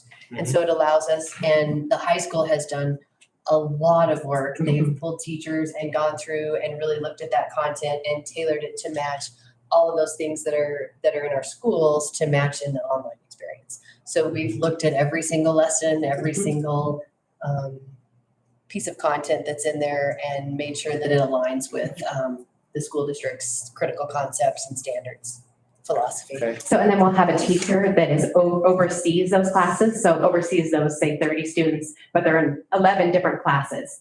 And so that teacher, a certified English teacher, is grading the English essays that come in and giving feedback to the students. And that's our teacher in most cases. So do we have any online classes where a student taking it does not interact with one of our own in-person We- teachers? We do several of our world languages, so German, American Sign Language, Latin, and Chinese. But what we have is we have a coordinator here in the district. So Diana Roberts is in our blended learning room. And so she is almost like the coach for those classes. Mhm. So she's watching their progress. She's working with those kids. So she's kind of like an advocate that's helping those kids navigate those courses. And then we work with the teacher on the other side. So last year I worked a lot with the online French teacher who is not employed in our district. She lives in one of the East Coast states. And so I talked with her several times as the building like curriculum person with her, making sure that they were following our policies. And so, why is it that online courses are not like competing with our own teachers and making them like less necessary? You know, if you could just have an online course do it and you don't necessarily need a teacher for that course, does that undercut our own teachers in any way? Well, here's the thing, is that with remote learning that we experienced during COVID, students really decided whether they liked online learning or not. And some thrive in that environment, and absolutely they want to keep doing that. Most say they want to be back in the classroom with the teacher, and they really need that teacher interaction. One of the reasons we got rid of our AP courses, our online AP courses, was because learning takes place in community, and that dialogue, you can read a novel or you can read a research study, but unless you have somebody to talk through it with and process and debate with, you don't really understand it at a very deep level. And so in-person learning is still the strongly preferred method. But there are some low-level classes that can be done online just fine. Okay. So, I think online too gives us the opportunity to offer German and Right. Chinese and Spanish. And so even a large school can't offer 5 languages Right. or the list of, these building and protecting personal wealth in high school, So we're able to offer some really unique classes with the online for those 1 or 2 kids that are like, this is where I'm going, I know it, and they can then excel into that career. Great, okay. To build upon what has already been spoken of, when they're going to college, they're going to have blended classes. They're going to have some online classes and they're going to have some in person. I know I experienced that, and I'm sure this is just going to prepare them for that next step, if they can take that next step. absolutely, it's really important. And that is our goal, is to build those habits of success for all the students so that they can thrive in any environment. I do want to call, this might be a little bit of a spoiler alert on Tina's presentation, but I do want to call out something in the IMB, which Tina's going to be talking about in just a minute. But we do have a statement in all of our courses that this course will explore issues that may create strong feelings among members of our community. Please see WPSD School Board Policy, IMB, and IMBR to understand your rights and responsibilities. That's about 10 courses. They're all at the junior and senior level. Quite frankly, our students many of them are going off to college, and they need to have that discourse and debate and bring up critical issues and current events, and like be able to not spar necessarily, but debate in a friendly environment that's protected. And so that's really an important part of a high school education. So we did call those out for parents. We will be adding the syllabus there this fall. Karen, will we be getting a briefing like this for our middle school courses in the near future as well? I believe so. I think that's part of the reason that I have this new job. All right, thanks. One more question with the syllabus, what will that all entail in those? What will we, will it have like assignments, or just sort of will be vague, or? Let me jump to one real quick for you. Okay. I do have 2 in there, and forget the format, we're not quite locked in yet. We have all of our teacher leaders meeting together tomorrow to decide on format, but we were playing around with this a little bit. And so here's US history that actually Mr. Brown put together for us. There's course information over here, and a lot of this is directly from the course handbook, because sometimes parents will have a paper copy and they need to know those details as well. Some details about the course. The contacts for the teachers up top, very important. At the high school, we run on credits. And so our course numbers, just like at a college, are critically important, because when students need to go to summer school, for instance, or they're out sick for 3 weeks or something like that, we need to know how to code those standards correctly. The let's see, we've got full transparency. So something that, with the Summit platform, all the curriculum is right there. If parent just needs to sit down and ask his student, hover over things, and you can open up every single link that's listed. And in our standards-based grading classes, it's all in Google Classroom. And so you just need to sit there and ask your student, because every resource is listed. Materials they need for class specifically, and then the course of study. As a mom with 4 kids, 4 teenagers, it gets pretty tricky keeping track of all their due dates. And granted, they do that on their own more as they advance through high school. But we want to put some markers in there for parents to know, like week 1 and 3, this is 1 through 3. This is pretty much what you're working on. This is the unit, the products you're going to be expected to do, the power focus area that aligns, and then various resources. So you'll see, was Andrew Carnegie a hero? And that's a DBQ, stands for document-based question. It's a whole packet, and they're nationally recognized as well with DBQs. So anyway, this is what's coming for all the courses. We're working on, it's a long, long list. So this is something new that we've never done before, is that right? We've had syllabi in all of our classes, and they've been posted in the Google Classroom, but we've not linked them here in this course catalog, and we've not had a uniform format. So those 2 pieces are new. Well, it's just tremendous. I mean, it's an incredible step towards increasing transparency to the community. Fantastic. Thank you. There will be information about grade calculation. I know that's very important to families. And then information about things that they're going to see in the various platforms. We do have 9 platforms at the high school, just to put that little bug out there. This is the world. How many of you pay bills? How many platforms do you have for all of your personal bills? I have like 15 or 20, I'm sure. Different logins, all that stuff. This is our world. And so the students are adjusting to it. Tips on how to proceed if you're struggling in a specific class. And they're different for different grade levels and with different courses. Retake and redo policy, what you're going to see. And then some class rules. Cell phone policy, we're working on this one. And just more information about the class. So hopefully we'll really help parents do a great job with partnering with their student to succeed. Is that good? And for the record, Karen came on board. 8 days ago? Yeah, she's kind of knocked this out and has both high school and middle school knocking this out, and very impressive, We're very going. impressive. Thank you.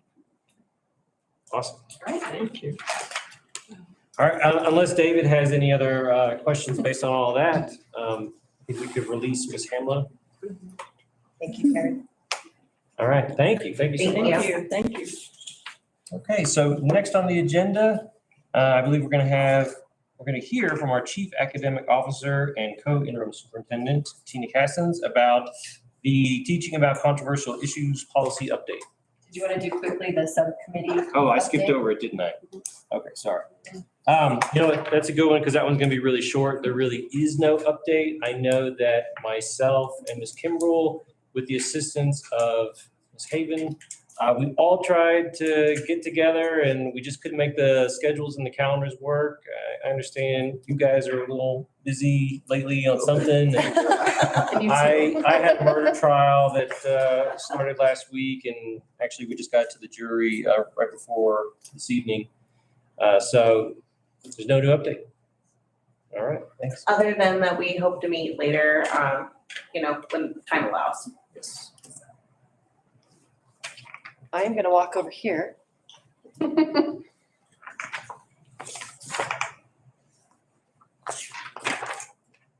going to take a different stand and assume the presentation spot to give an update on the policies that we started revising last year, the controversial issues policy and the accompanying regulations that went into place. We waited to put those into place since they were rolling out for the 22-23 school year. So I want to give you an update on those final policy revisions, a new section that was added to our Student and Family Rights and Responsibilities Handbook, and then some initial implementation steps, which Karen kind of gave a little sneak peek of some things that will start rolling out. For the board, you have the actual text of the policies. They're all actually also live on our website. So anyone that wanted to search, you could visit our website and our board policies and find these. Additionally, oh, not yet. Okay. I They was will- waiting till after tonight. Okay, they will be there tomorrow morning, so don't do it tonight. And then what I put on the slides here is just kind of a summary, because I'm not gonna read through these for everyone. So the slides will have kind of the essence of where those policies went. For a reminder of last year, because it felt like 100 years ago, we rolled into this policy. We took a stab at a draft of it, brought it back to the board for some feedback, and then took that policy out to all of our school accountability committees. So we talked with all school accountabilities committees in all 5 schools. We talked with all teachers in all 5 schools, and we also met with high school students. So we got feedback from our high school students on the policies too. So from all of that feedback, we put together, and it really was tweaks. We put together some tweaks to this policy, and then have been working over the summer and kind of at the last minute here to get some things rolled out as we step into the new year. So that's kind of a little bit of the background. So I am going to start with the IMB policy. IMB is the file name. The file is called Teaching About Controversial Issues and the Use of Controversial Materials. And we did have this policy previously, but what we did is look to put a little more details to this policy based on feedback that came to us. So some of the essence of this policy is we defined a controversial issue. So it's a problem, subject, or question about which there are significant differences of opinion. These issues have no easy resolution, and discussion may create strong feelings among our community. We also gave a few examples. So explicit sexual conduct, graphic violence, profanity, drug use, or materials that may be polarizing along racial, ethnic, or religious lines. So we put that information into the policy to define that. We also went further to state that teachers may use controversial learning materials and discuss those if they contribute to the attainment of course objectives. So it has to be related to the district approved curriculum and the critical concepts. So it has to be content that is part of our approved standards. It also has to have the focus of student learning. And it needs to foster an atmosphere in which students feel free to form and express their own point of view. So we added some language about that. We went further to state that approval is required prior to the use of any controversial materials that are not included in the district approved resources.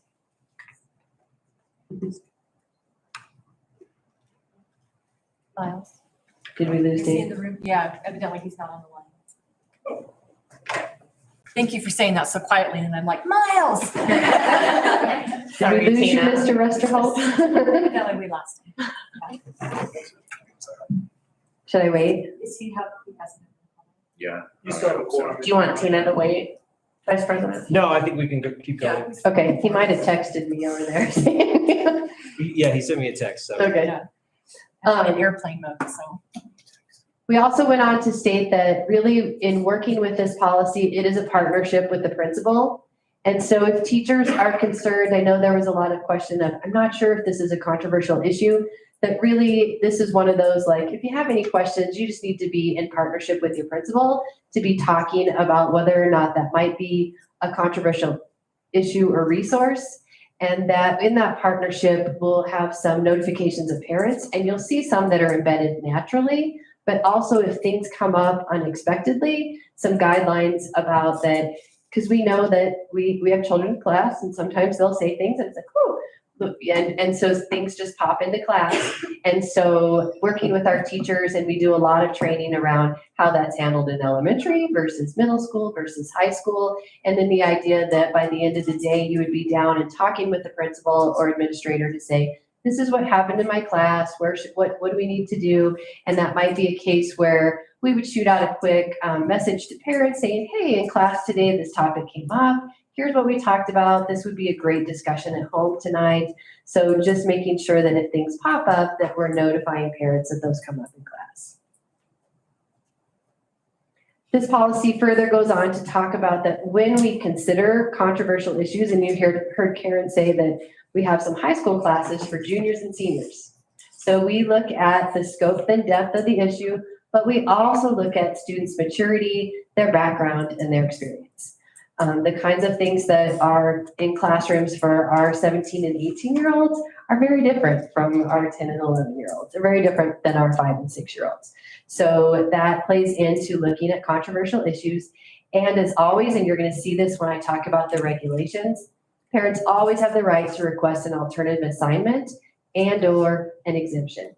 And I'm going to talk in a minute about what's the difference between those. But you're going to see in all of our handout, all of our policies, parents have the rights to request that alternative assignment, and we'll work with our teachers to design that for students. So before I take questions about the policy, I might go ahead and talk about the regulation because it provides further detail. The policy is very high level. What we found is there were a lot of questions and interpretation to the policy. And so we designed a attached regulation that is called IMBR, and it really provides interpretation of the policy we just talked about and talks about the responsibilities of students, teachers, administration, and parents and guardians. So for the board, you have also a copy of that policy. This policy is brand new. It did not exist last year, so IMBR is a completely new policy. So for students, the language in this policy talks about that we want our students to be willing to examine their own point of view and make an effort to understand the reasons for differing point of views. And we start that even little. Like sometimes people have different opinions than you. And so them understanding that sometimes we don't all agree on things. And then we want them to be able to recognize that people may differ without malice, without emotional outbursts, without calling into question someone's character integrity, and that we have those differing opinions. So we would like them to be able to recognize that there's a respectful way to do that. And so that's really the goal of when we look at controversial issues. And that's what we ask students to look at. For our teachers, you'll see that this list is really long. This regulation relies a lot on the teacher. And we're going to be doing training next week with this policy. So for our teachers, they have to seek approval if materials are not on the district's approved resources. So the materials used in class have to be on the district's approved resources, which match our standards. They have to notify administration if controversial issues arise unexpectedly. So that's that conversation with the principal. And we have that happen. Katie's going, yes, we talked about that. They need to distribute information to students and parents and guardians at the start of the semester or at the start of the quarter, outlining topics of study. So this is that new thing that Karen showed you. So they will be distributing what looks like a syllabus for our middle school and high school that outlines all of the areas we'll be studying, the resources we'll be using. So that will be available to parents. When we get to the end here, I'm going to talk to you a little bit about how we're doing that and some things that are perplexing us with that. At the elementary, that will be by quarter. So it will have an outline for each quarter as to the topics of study for parents. And in this policy, it states that that will be sent electronically, but later you'll see that a parent responsibility is if electronic communication doesn't work for you, you can call and request that those communications come home in hard copy. And so we can send paper copies home. And as Karen showed, the high school ones, and I would guess the middle school soon, will all be available online. So a parent really could go to our website and click in and see the syllabus from the website. Our teachers are responsible for ensuring balanced presentation of topics. Our teachers are responsible for instructing on skills that are required for analysis of complex issues. That's a skill we learn. So we learn how to engage in those discussions. Our teachers are responsible for fostering classroom environments in which students feel comfortable developing and expressing their own points of view. So that safe place to engage in that conversation. And our teachers are responsible for offering an equivalent alternate learning activity or demonstration of learning at the request of a student or a student's parents or guardian. The policy does go on to say if a student requests that, we will confirm that with the parents. but sometimes we have students that will request an alternate assignment. And so we'll just give a call to parents and say, your student has requested instead of this, that we would do something different, and we'll confirm that with parents. For administration, the policy talks about the administration will notify and train staff. So we have this on our professional development next week. They will consult and partner with teachers, support and protect teachers from undue and unjustified criticism, and identify and denote high school courses which inherently address controversial issues. So you saw that in the catalog. And those, for the most part, or in all parts, are electives or have an alternative class. So if that's something that a family is concerned about, they would not sign up for those classes or sign up for the alternative class that does not have the controversial issues inherently in the classroom. For parents or guardians, the expectation is that parents and guardians review the electronic communication or request hard copies if they need a hard copy of that, and that they seek additional information from school personnel. So if they're uncertain about something, give a call, an email, contact the teacher so that you can clarify any questions you may have. We ask that parents or guardians inform teachers in writing of their decisions. So sending off an email or a letter to the teacher. Inform school personnel when they have a concern. And recognize that concerns and questions are most quickly addressed at the level closest to the original concern. So if it's a classroom concern, usually the teacher has the best information to answer that concern. So we ask that parents start at that level so that they can quickly get information about their concern.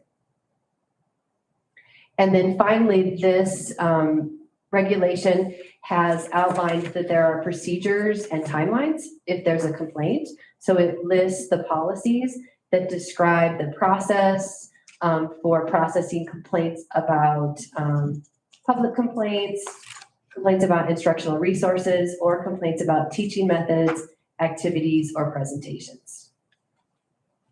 So I might stop there for a second and see if there are any clarifications I can provide. I do have one on the administration slide, kind of sets out like the administration's responsibilities or obligations. And does the administration have any obligations, like for instance, that correspond with their obligation to support and protect teachers from undue and unjustified criticism? Any obligations to our parents of, I guess, criticism that is due and just? What's the flip side here? Well, obviously, if it's due and justified, probably we have a different situation of insubordination or not following the district approved curriculum, which is a whole different process. So if we have a situation of insubordination or not following the district approved curriculum, that becomes a personnel issue. And so that's not part of this policy. So we would act according to personnel guidelines with investigations, letters. Also, do you want to address all this, the steps, or we can come back? Well, and I guess I'm not trying to presume that there's a personnel problem or something, but I imagine, and this probably goes to right what you were about to get to, Ms. Castens, with the process and whatnot, which is, does the administration, when a complaint or something comes in, I assume the administration has some sort of duty to promptly or reasonably take a look at it. Yep. So that's probably what, maybe you can just fill me in on that. Yep. So anytime we get a call, it would be going immediately to figure out what's going on, what was taught, what are we looking at. The great thing, like Karen said,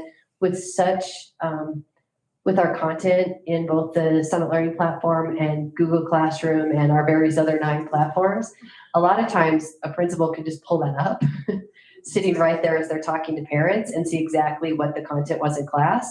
And so at least gives some perspective, but then it would be a follow-up conversation of, so where did this go yesterday, or what happened, or they would go and investigate kind of what happened in class.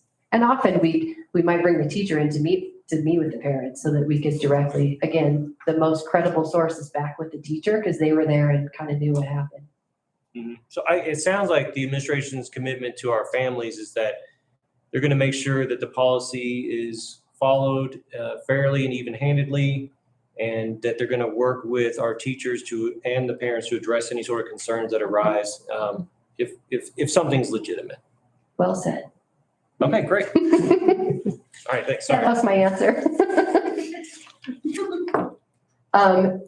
The additional piece that was added to our student family rights and responsibilities handbook, which is a handbook that all parents are asked to review during registration, but we will also look to kind of propagate this down into our school handbooks, is a section that talks about opt-in, opt-out exemption rights, because that seems to be a place where we throw around a lot of different terms.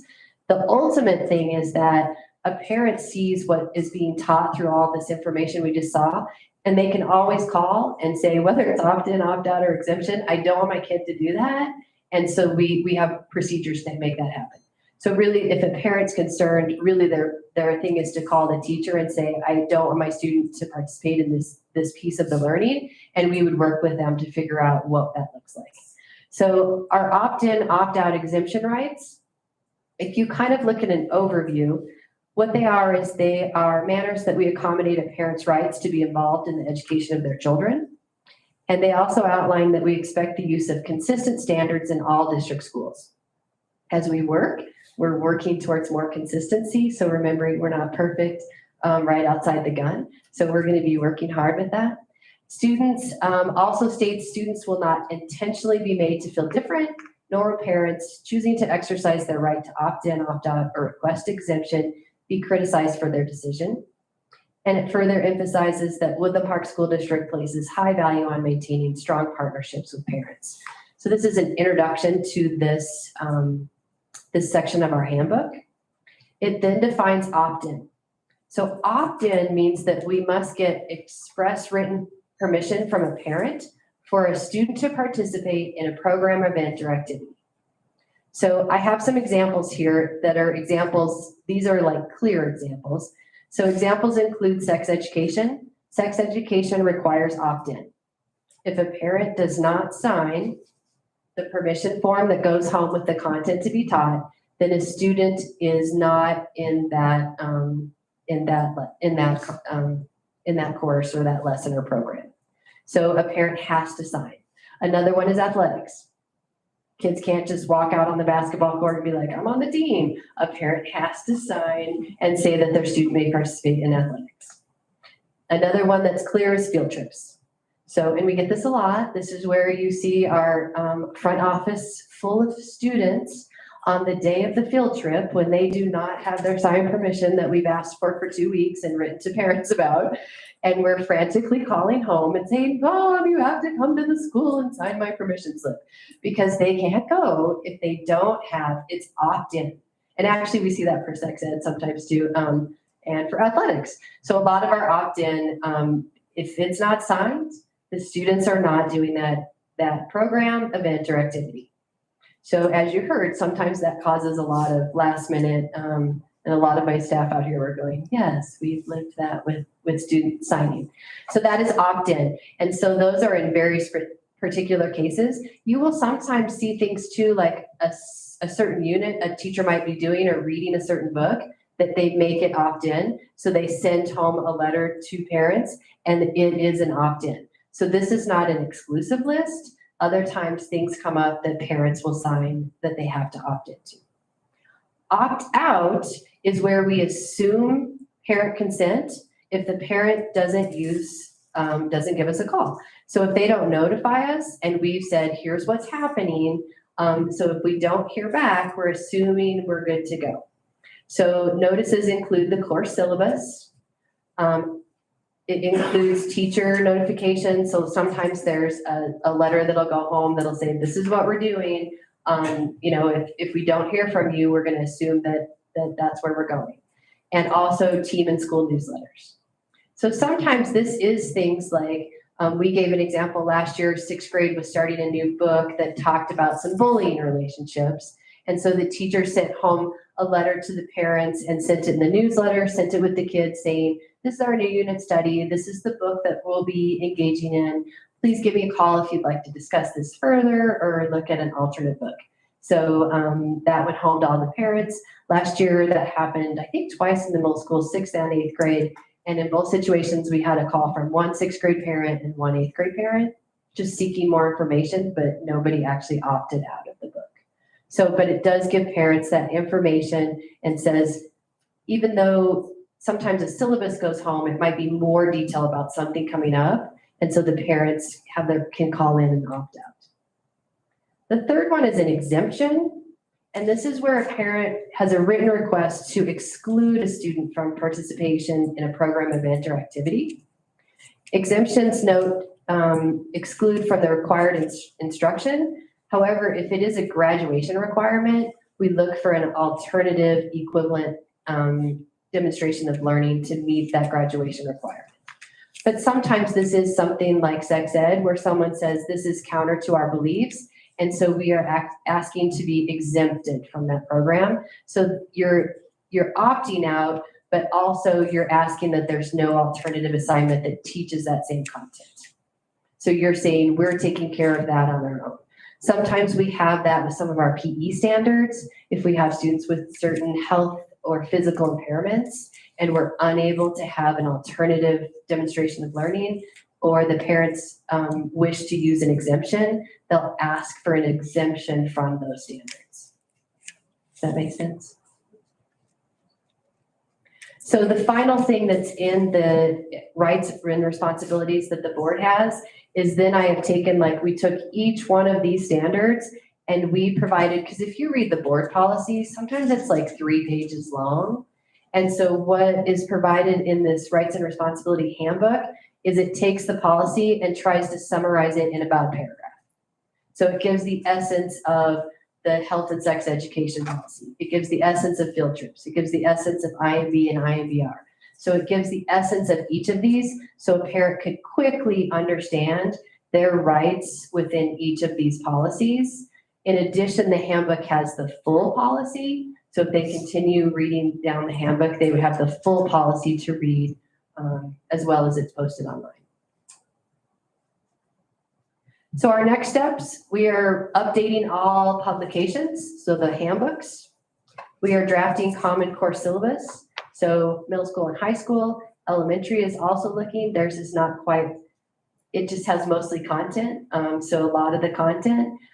We are training staff and providing professional time for staff to complete the syllabus.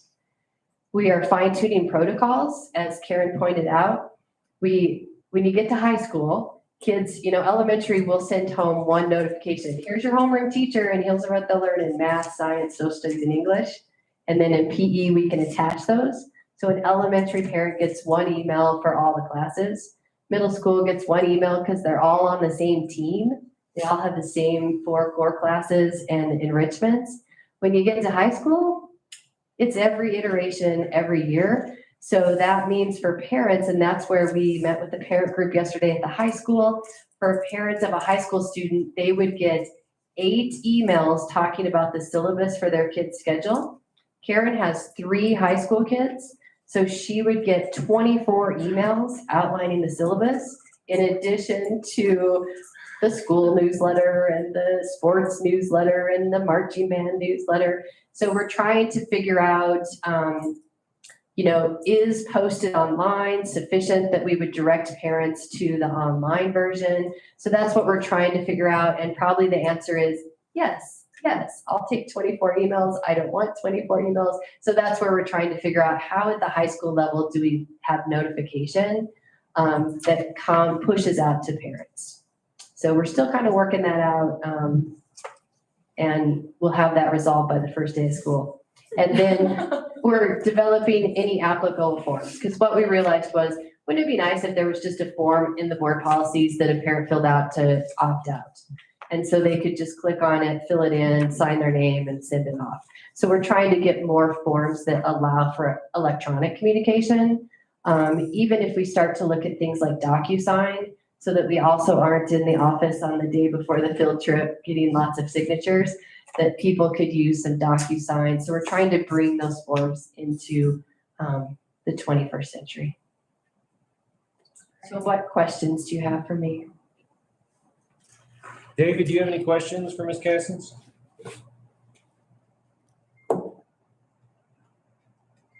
Gosh, don't tell me we've lost him again. Are you on there, David?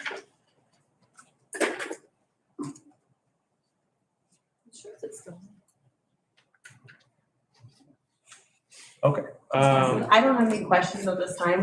The questions I did have, you actually went through and answered them because this is a very detailed presentation, so thank you. And I know it's really a lot of work for the staff, Ms.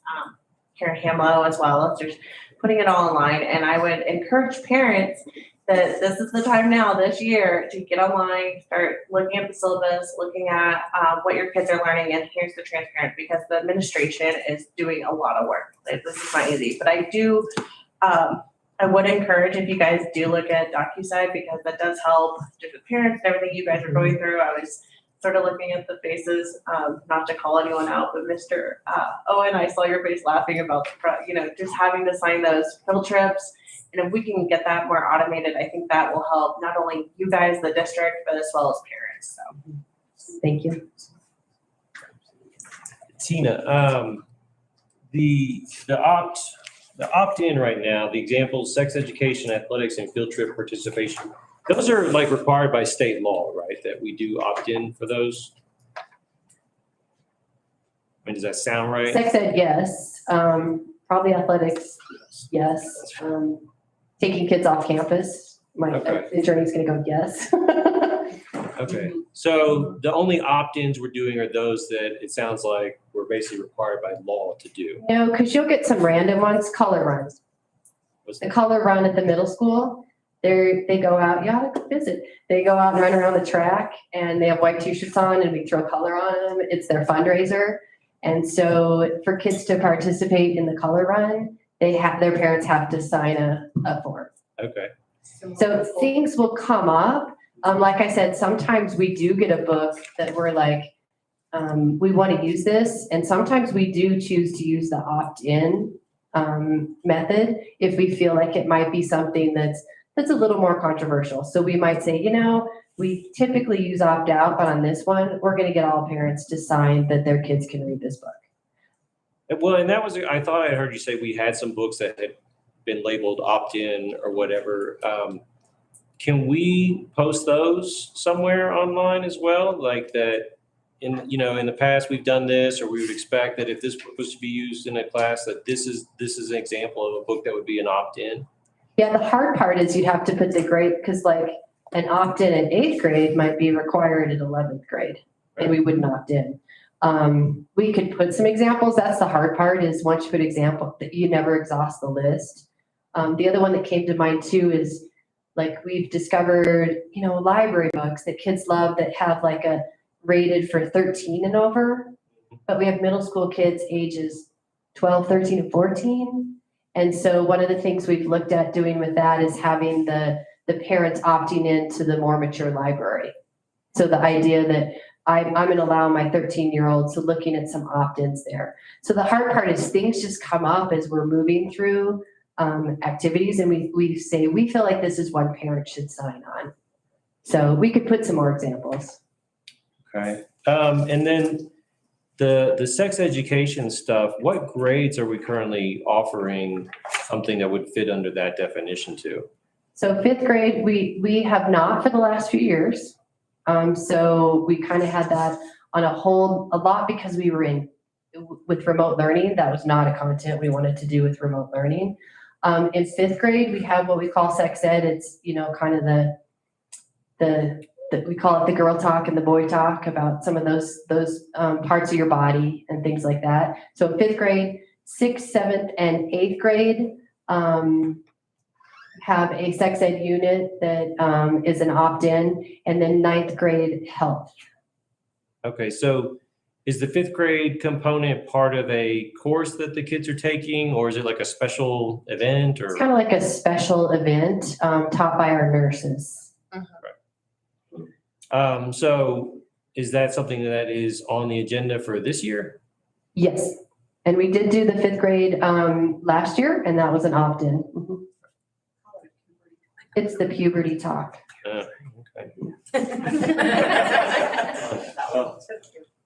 And parents go, yes. What was the last thing I had written down? We saw the example of the syllabus, and it kind of is labeling some classes that, you know, this class may feature material that would fit. Do we have that? Do we have any classes in our elementary schools that are going to be hit with that kind of label? No, that was only high school. So anything, and really it was 11th and 12th grade. Did you get anything at 9th and 10th? No. The only place that we have inherently controversial issues would be 11th and 12th grade. Everything else follows this policy with opt-in, opt-out. Thank you. Yep. You know, with the optional classes that if a parent chose that was not for their, who determines that that other curriculum? Is it at the teacher's level or? It's really at the administration and department level. And really what you'll see is that it covers the standards. So it doesn't, sometimes where inherently controversial things come in is when you allow more discussion. So it takes out a lot of those discussion pieces and really becomes content driven. So if you look at like civics, it becomes very much about learning specifically the standards for civics, but it removes more of that, that discourse that can occur in class. Did I address that correctly, Karen? No current events, essentially. Thank you. It's very factual. Mhm. All right. Is there any other questions for Ms. Cassins on this topic? Not hearing any. Kelly, any idea what's happened to our friend, Mr. Ruster Holtz? He may be asleep. Yeah, it's 2 hours I think later. I think he's on Eastern time, so. Okay, he's been through this. No, hey. Of course, right when I'm mocking you. Kelly woke you up? Did I? Yes, I'm on Eastern time now, but I'm not sleeping. Okay, okay. All right. Tina, I understand dance to play so that you're satisfying both state requirements, the requirements of the school, and yet being sensitive and honoring parents' desires. So it's a very difficult thing to do. I understand it's something we need to have to keep adjusting as we go. So the main concern that I hear from parents is that parents' desires are honored. So we have a whole diversity of that, yet we live in a very conservative county. So as long as we keep doing that, I think we will do well. Thank you for doing that. Thank you. Okay, so next on the agenda is board executive expectations. This is a presentation where there will be some action afterwards. The board will be asked to accept the presentation. And so, Tina, are you going to lead the way on that one? Yeah, and it's not really a presentation. I'm just going to kind of read this All right. statement. It's about 20 minutes long though. Yeah. Settle in. So this is executive expectation 9, which is the emergency superintendent succession, which we felt was important to put in place as kids and staff are coming back. So in the event that Dell was gone, I would assume decision-making. In the event that I was gone, Dell would assume the full responsibilities of the superintendent. If we are both out of the district or unavailable, then Miles Tuttle, the Executive Director of Technology and Operations, will assume full responsibility, and he is aware and has agreed to this role. In the event that we're not going to all travel together anymore, in the event that Dell, myself, or Miles was not in the district or unavailable, then Mr. Kevin Burr, the high school principal, would assume full responsibility, and he is aware and agreed to serve in this role. Great. Is there any discussion on this emergency superintendent succession, EE9, as presented by Ms. Cassins? Okay. We don't need to hear anything from our attorney or anything? All good? Kind of turn signal on. No, I didn't see the draft, but what she represents is fine with me. No. Great. David, did you have anything you wanted to say on this before I ask for a motion for a vote? All right, I'm not hearing any objection from David. So, do we have a motion to accept EE9 as presented by Ms. Cassens? Motion to accept EE9. It has to be one of you two. Do we have a second? Second. All right, can we have the vote, Ms. Haven? Yes. Illingworth, Aye. Kimbrell.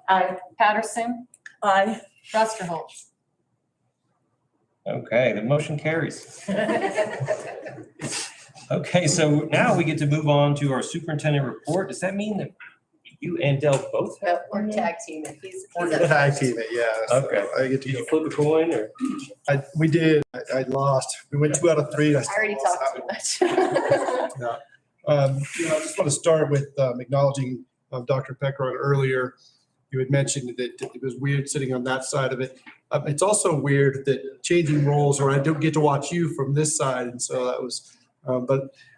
So I wanted to recognize that. But I do also, before we get started on the other reports, I do want to recognize how much I've appreciated the last 3 or 4 weeks in which we've got to work together with Merit on and your board and some issues that have come up and some questions and things that, you try your hardest to think of everything that you possibly can and to put them in a contract, and then they just don't happen. And so I've really appreciated the ability to just sit and talk through that, and look forward to that continued piece. So I want to thank you for that. I don't know stop me if you've heard this before, but we're excited that the school year is starting. Yeah, and so as Nate mentioned, many staff have been attending various trainings, and more than that, you can watch the staff come in and just working in their rooms and getting prepared, volunteering their time to be with our students in various capacities, learning from each other. We did have our registration for our schools was held yesterday. Very challenging in some places. I don't know if you guys noticed that Kelly's Road was closed. And so accessing Columbine in the middle school was challenging. I do want to point of reference, though, is that the school district did not plan that road closure. So I was actually going to ask Miles if we had something to do with that. I remember you saying something about cables that had to be buried for the server upgrade. Yeah, they buried conduit for fiber, but no, we don't take any responsibility. yeah, it's just a bad timing. Yeah. And the so- city's worked really well with us to try and give us as much access as possible with all the crazy stuff going on there. They've done the best that they could with circumstances. So as after registration, then, a lot of our staff members are spending their day today and maybe a couple other days over the next couple of weeks, reaching out and contacting those unknown families, ones that we think they were supposed to be here, but they didn't contact us, or they didn't register, or anything like that. Or if they dual registered maybe for Merritt and Woodland Park, it's like, okay, well, I don't know why I said Merritt and Woodland Park, but Merritt and the district. Which one is it? Where are we going with that? So we've got a lot of staff working on that coming up. Another exciting part for us is new staff come tomorrow. They report for the first time tomorrow morning, and so we get to welcome them. There's quite a few, I would say, more than I'm used to. But so we're in the auditorium, and we've got some sessions broke out for your basic orientation. So we're looking forward to that. All staff will be returning on Monday the 15th in some capacity. Usually all week long, it's going to be some sort of training. Everything. Are you laughing at me, or I don't know what he's doing. I don't know. sandwich on the? So, anyways, a full week of the training and classroom prep and work. One of the things that happens at the end of next week is our school district open house, and it's held on. I wrote that down here on the August 19th, and that's Friday, I believe. And so we've staggered those starts. So elementary schools will have their open house from 4 to 6 p.m. and the middle school will have theirs from 5 to 7. And then the high school from 6 to 8. It'll be wonderful if you guys wanted to see, some of you wanted to stop by and see what's happening in our open houses. When is this? This is on Friday, August 19th. All the schools at the same time? Yep, so- Elementary, 4 to 6, middle school, 5 to 7, and high school, 6 to 8. Not that you You're didn't have reading, you're reading from something, but. I just took Wrote it down. what Dell He's taking good said. notes. Yeah, it's also posted on our website, so if you want to see those hours are there. But we staggered them so that, staff can go. If you're a high school teacher, you have elementary kids, you want to, so you get a chance to see those things. But it would be great if you're able to make some time to get over there. It's crazy to think, but fall sports have started in full force at the high school, and I think the middle school's on a rollout. Like football starts next week or this week, and volleyball's the next week. So fall sports are in full swing starting on Monday. Actually, golf started last week, and I know our golf coach was in here, but there he is, sitting over there. So that was last week that he got to get started. But as of 3:00 this afternoon, we had we did have 181 students participating in fall sports. So that's trending upward. Awesome. Now, I want to give a little bit of a clarification on that. We're going to have some of it's probably lower than that a little bit because we have some that play multiple sports at the same time. So, but not very many, handful. So great numbers going there. There's some excitement there. We're very excited to get the school year started. Nate gave the example of the kindergartners with a heavy backpack, and I got to tell you, I think I'm in my 32nd year in education as a professional, which is, I know it's long, but every year feels like it's kindergarten to me. Every year you get to this part and it's like, it's something new, it's something different, and we're very excited. Welcoming our new school to our district, welcoming all our new staff, our new students, just kind of a better together. And that's what we're really trying to emphasize, is we're better together. Del, didn't you go to school here as a kid? I did. So the first 32 years of my life were in school here. No, I'm just kidding. Started kindergarten? I did. Yeah. Yep. I started at Gateway. It wasn't Gateway. It was just Woodland Park Elementary. Started kindergarten there, went all the way through the 12th grade. Thought I've got to get out of Woodland Park, because 18-year-olds, that's what you do. Left, came back, and after being gone for about 7 years, something like that, came back, and now I'm in this role. So I think I mentioned the last time we were here, I think my dad's classroom he taught here, I think was about in this area before they did all the remodels. Somebody who's seen it before might know it, but. Have they named a wing or an auditorium after you yet? I think it's a restroom in the back athletic hallway. Well, I love hearing what you're talking about, the excitement of a new year. And I think it's my first time as a school board director, I guess Sue and Cassie's as well, that we get to be here for the start of a new school year. And that's tremendously exciting. I mean, it makes me think of when I would go back to school. And always there's that excitement and there's that stress. So can I ask you guys, just, indulge me, when you start a new school year, what's kind of your favorite thing that you're looking forward to? And also what's the most stressful part about it? So in our current roles or previous roles. Good one, Dell. I was gonna do the same thing. Yeah. I was like, I'll leave it open. Well, I think for me, the concern is always, are we prepared for having the kids come in to give them the best experience? That's whether I was a teacher or I was an administrator or whatever. There's always that question, and you go through it 100 times in your mind. Check.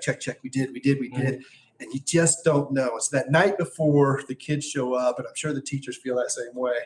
That night before, there's no sleep. You're just so that's the worst part for me, is the no sleep. For me personally, the most exciting part is it truly is. It's like a river. It truly is due every year, right? You never have the same school twice ever. Mm-hmm. And so for me, being a fly fisherman in a river, that's what I compare it to. Is every year is genuinely different, and so that is always exciting to me. School is a river. I've never heard that before. That's cool. Yeah. Do you have I'm something? gonna learn not to follow Dale. He's got poetry over here. Mine's not gonna do that. I think the stressful part is these few weeks. It's last week, this week, next week, because it is especially for, our teachers, our staff, it's okay, we have to get everything ready, and we have such high ambitions. And so it's amazing what people are trying to tackle, like, we're gonna reinvent everything in 1 week, or we're gonna make this happen. So it's fun, it's that stress of trying to get it perfect. And so staff are just the work over these 3 weeks is amazing. And the hard part I know for our staff is that 2 of those 3 weeks, they're not on contract, but they're here already and they're going after it. And so that's the stressful part of like, okay, what, getting the staff to that point. And the great part is when they start showing up, and it's always the first day. It's the watching the kids come back and they're so excited and getting them in the building. I always say, can we just get to mid-September? Because this is always the kind of like, all these new things but once we get rolling, come mid-September, it's just fun to walk into buildings and they're in a routine and things are going, and the energy right now is just really high. Going around at registration, just lots of people like, we're really feeling that we really maybe are out of COVID and we're into this new, it's that new beginnings, and the excitement's really high. So I feel like there's a lot of positive energy. Well, I think there would be a great reunion element, like some kids and some coworkers that you haven't seen in a little bit, and that must be a lot of fun. And I'm sorry, guys. I'm sorry. I'm just chewing up the time on us. I would love to hear from Mr. Owen and Mr. Brown on this topic, but I don't want to take up any more official meeting time for the public. So I'll just have to ask you guys afterwards. Sorry. I just think it's really, really interesting. So Del, anything else to add? Nope, I do not believe so. Okay, so the only thing on here is the Board of Education report. It's an opportunity for each board member to discuss something that they just want to bring to the attention of the board or the public or what have you. I'm just overwhelmed with joy and the wow factor and how you work together collectively as a team and independently, and you brought it all together, and I'm so proud to be here sitting with you tonight. Thank you.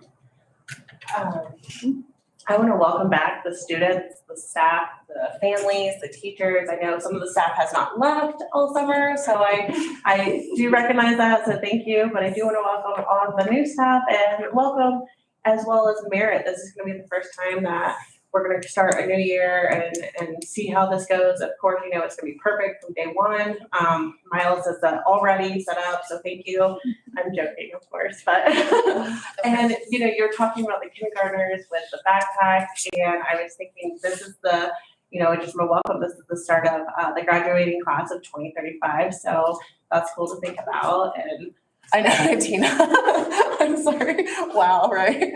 And but no, I'm excited. I'm excited for to be there, and I will be showing up on Friday, August 19th. So I'm looking forward. So thank you for the invite, and that's all I have for now. And I know there's so much work that's going on, and so I'm just excited to let you guys continue that. We'll meet later. We'll see if you guys need anything from us. Please call. Thank you. And know that if you go next Friday, maybe let Kelly know your schedule so 2 of you don't land more than 2 of you at the same place. Right. Yeah. If you can let Kelly know which school you're headed to, she'll coordinate that. Great. David, if you can hear us, if you're awake and you're not eating a steak dinner or something. I was driving. Do you have anything? I heard Kathy, and now I hear you. It's been very interesting the last hour. So I heard the thank yous and appreciations, and Tina and staff. I do want you to know how much you are appreciated, how much you're valued, and I look forward to working together as a team for our kids and the school. And I know with you and Dal at the leadership position, we have a more than capable staff there.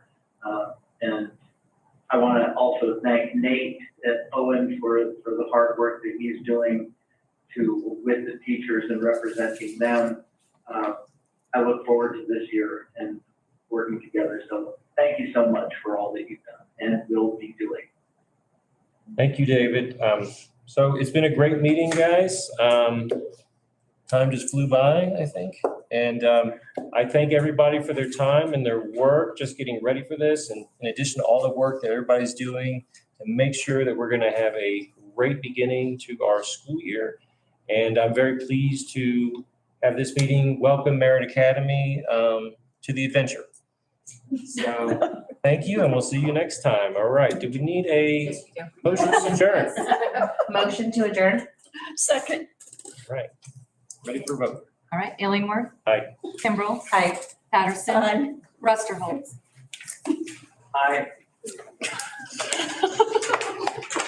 That was an aye. I'm hanging up now. Take care. All right, bye.